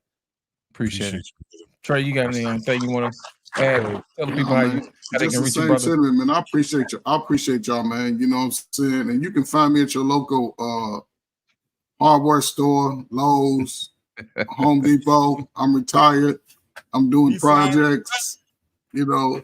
So, you know, I'll be in these spaces just blessing the opportunity to come up and share knowledge with other men, man. That's what I'm about, man. I'm going to rock out till I can't do it no more, man. So, again, peace and love.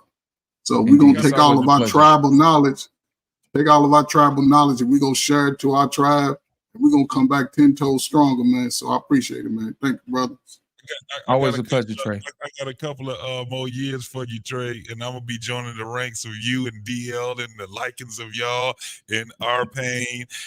Man, when I do that retirement, I'm gonna be sitting pretty like y'all gonna be sitting, man. I had a plan. I didn't know it was gonna come out this great, man, but I'm working on it. I'm about to join the ranks of you brothers also, man. I don't have the water is fine. Yes, sir. I don't have a long soliloquy. So this is the thing. I came to this panel. I did this show, and I was supposed to have did it last week. And I came just humbled because, again, you know, it's just I'm just at that point right now in my life where I'm trying to put things back together, right? Because I didn't understand it, didn't realize that I have moved into the grandparent stage.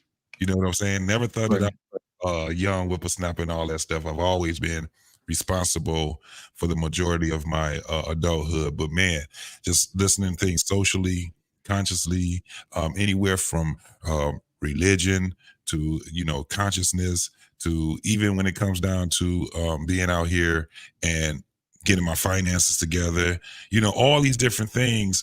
You know, we all think about it, and I drive a lot.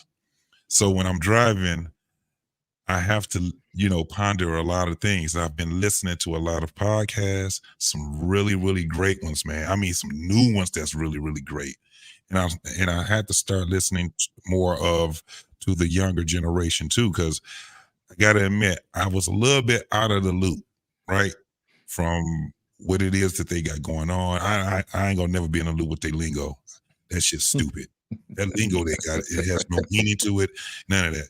But that's still our future. No matter how we look at it, it's still our future. So one of the things that I just wanted to do, man, was to bring it to the brothers, man. Y'all kind of like this platform here, man, is like the senseis, bro. And what we have is answers that it's gonna have people to think, right?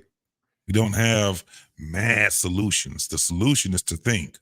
The solution is to have an open mind, to be able to, just because a person doesn't think the same way that you think, does not mean that you guys can have great conversation. In fact, I implore most of the people that's out here, start talking to people that thinks different than you, and start having more of a mind of being a little more stoic and open-minded at the same time when listening to these folks, man. You're going to learn a whole lot from these people. So that's why I came with this, you know, the whole race thing. I'm glad that I had this panel, man. Y'all so dope, man. Because I didn't want to have this whole thing where we're going to be arguing about race and, you know, and culture and all this stuff. I really took something away from this, and I hope everybody else did too. I hope everybody else did. I'm gonna end it with that, man. I want to thank, it's a lot of people that came here, man. I want to thank Information Man. I want to thank his Uncle chat for coming in here and engaging. What We Know podcast, the chat, came in there. DL, what I really want to know. I want to thank you. I want to thank the people that you brought along over this way. I want to thank my man R Payne. I love the OG. Now he the triple OG. That's the triple OG. the OG triple OG. That's because it. Comes with conversation where he wants to, even if he agree with you, I guarantee him and Mr. Bennett, which I really want to thank him, they give a different look on and a different angle. You dig what I'm saying? Right. Pray. Thank you, man. DL, you already know what it is, brother. Yes, sir. You already know what it is, man. And I want to thank everybody on Black Man Unfiltered platform network. I want to thank the people that was on the chat that was engaging on Black Man Unfiltered. Hey, tell a friend to tell a friend. If you guys didn't do it before you get up out of here, hit that damn like. You dig what I'm saying? We about to have better conversations next week. And my man, absolutely, my boy, Black Man, I definitely want to thank you, man, because I see what you're doing, boy. I see what you're doing. Yeah, don't forget Uncle Rick was in here for a hot second. Indeed. I wish you could have stayed a little bit longer, but I get it. Rick be on there. He be out here, and he loves to have conversations, whether you agree with him or not, man. You got to respect the brother, man. My girl, Lady Navoa, she is the super duper supporter. I really appreciate you, sis, because she be on all our shit, man, and she support us big time. You know what I'm saying? Facts, one of my day ones. We didn't forget Brother Bennett, did we? No, my man Bennett. No, I already thank, but I got to thank him, man, for because he caught me by surprise off of that one right there, man. he caught me by surprise. He came with it, man. My man Lit, lost in translation, brother. You know what it is, my boy. Indeed. You know what I'm saying? And I think if I forgot, you just charge it to the head, not to the heart, y'all. But we got to get up out of here, man. Tomorrow. What's tomorrow? Thursday? So tomorrow you got Dr. Nukumbe and Coach K. And Friday we got the barbershop. And then Friday. You know what it is. Hey, what is it? What is it this Friday, bro? Do you know what the title is? I have no idea. I'm gonna go back and check it out and see, man. You know, we be on here every day, man. So you know, we'll figure out something. We definitely rocking it, man. And then I'm not sure Saturday. I got to get my Saturdays back, man. But it's been really hard for me to do the Saturdays, so it's really good for me to do this Wednesday for Black Man Unfiltered, and also for myself. And I really appreciate that, man. Again, R Payne, man, I really appreciate you for cash mobbing the What We Know channel, man. I appreciate the other people on my man Information Man's for cash mobbing. You guys, we got to get Black Man back on here, man. Hopefully he get his monetization back, and well, he will get that. But in the meantime, let me put this banner right quick up. Do you got it? Let me see his banner, because it's really easy to find, to follow. Here we go. Got it. So yeah, so if you guys can find it in your heart to get my man some coffee or a pair of sneakers or whatever it is, man, go to his support the content that you enjoy. You know what I'm saying? If he's putting together that thing, man, make sure you support it, man, because this stuff, this content creation ain't cheap, brother. I'm here to tell you, it ain't cheap, brother. But we really do appreciate you guys. But make sure, Kevin used to always say, make sure you support your Black media. You know what I'm saying? Because you're not gonna get this anywhere else. You're gonna get it right here, and we do it for you every night. So we do appreciate you coming out. Just make sure you support those who support you. Yep. Go ahead, man. Take me out, bro. And with that being said, we out.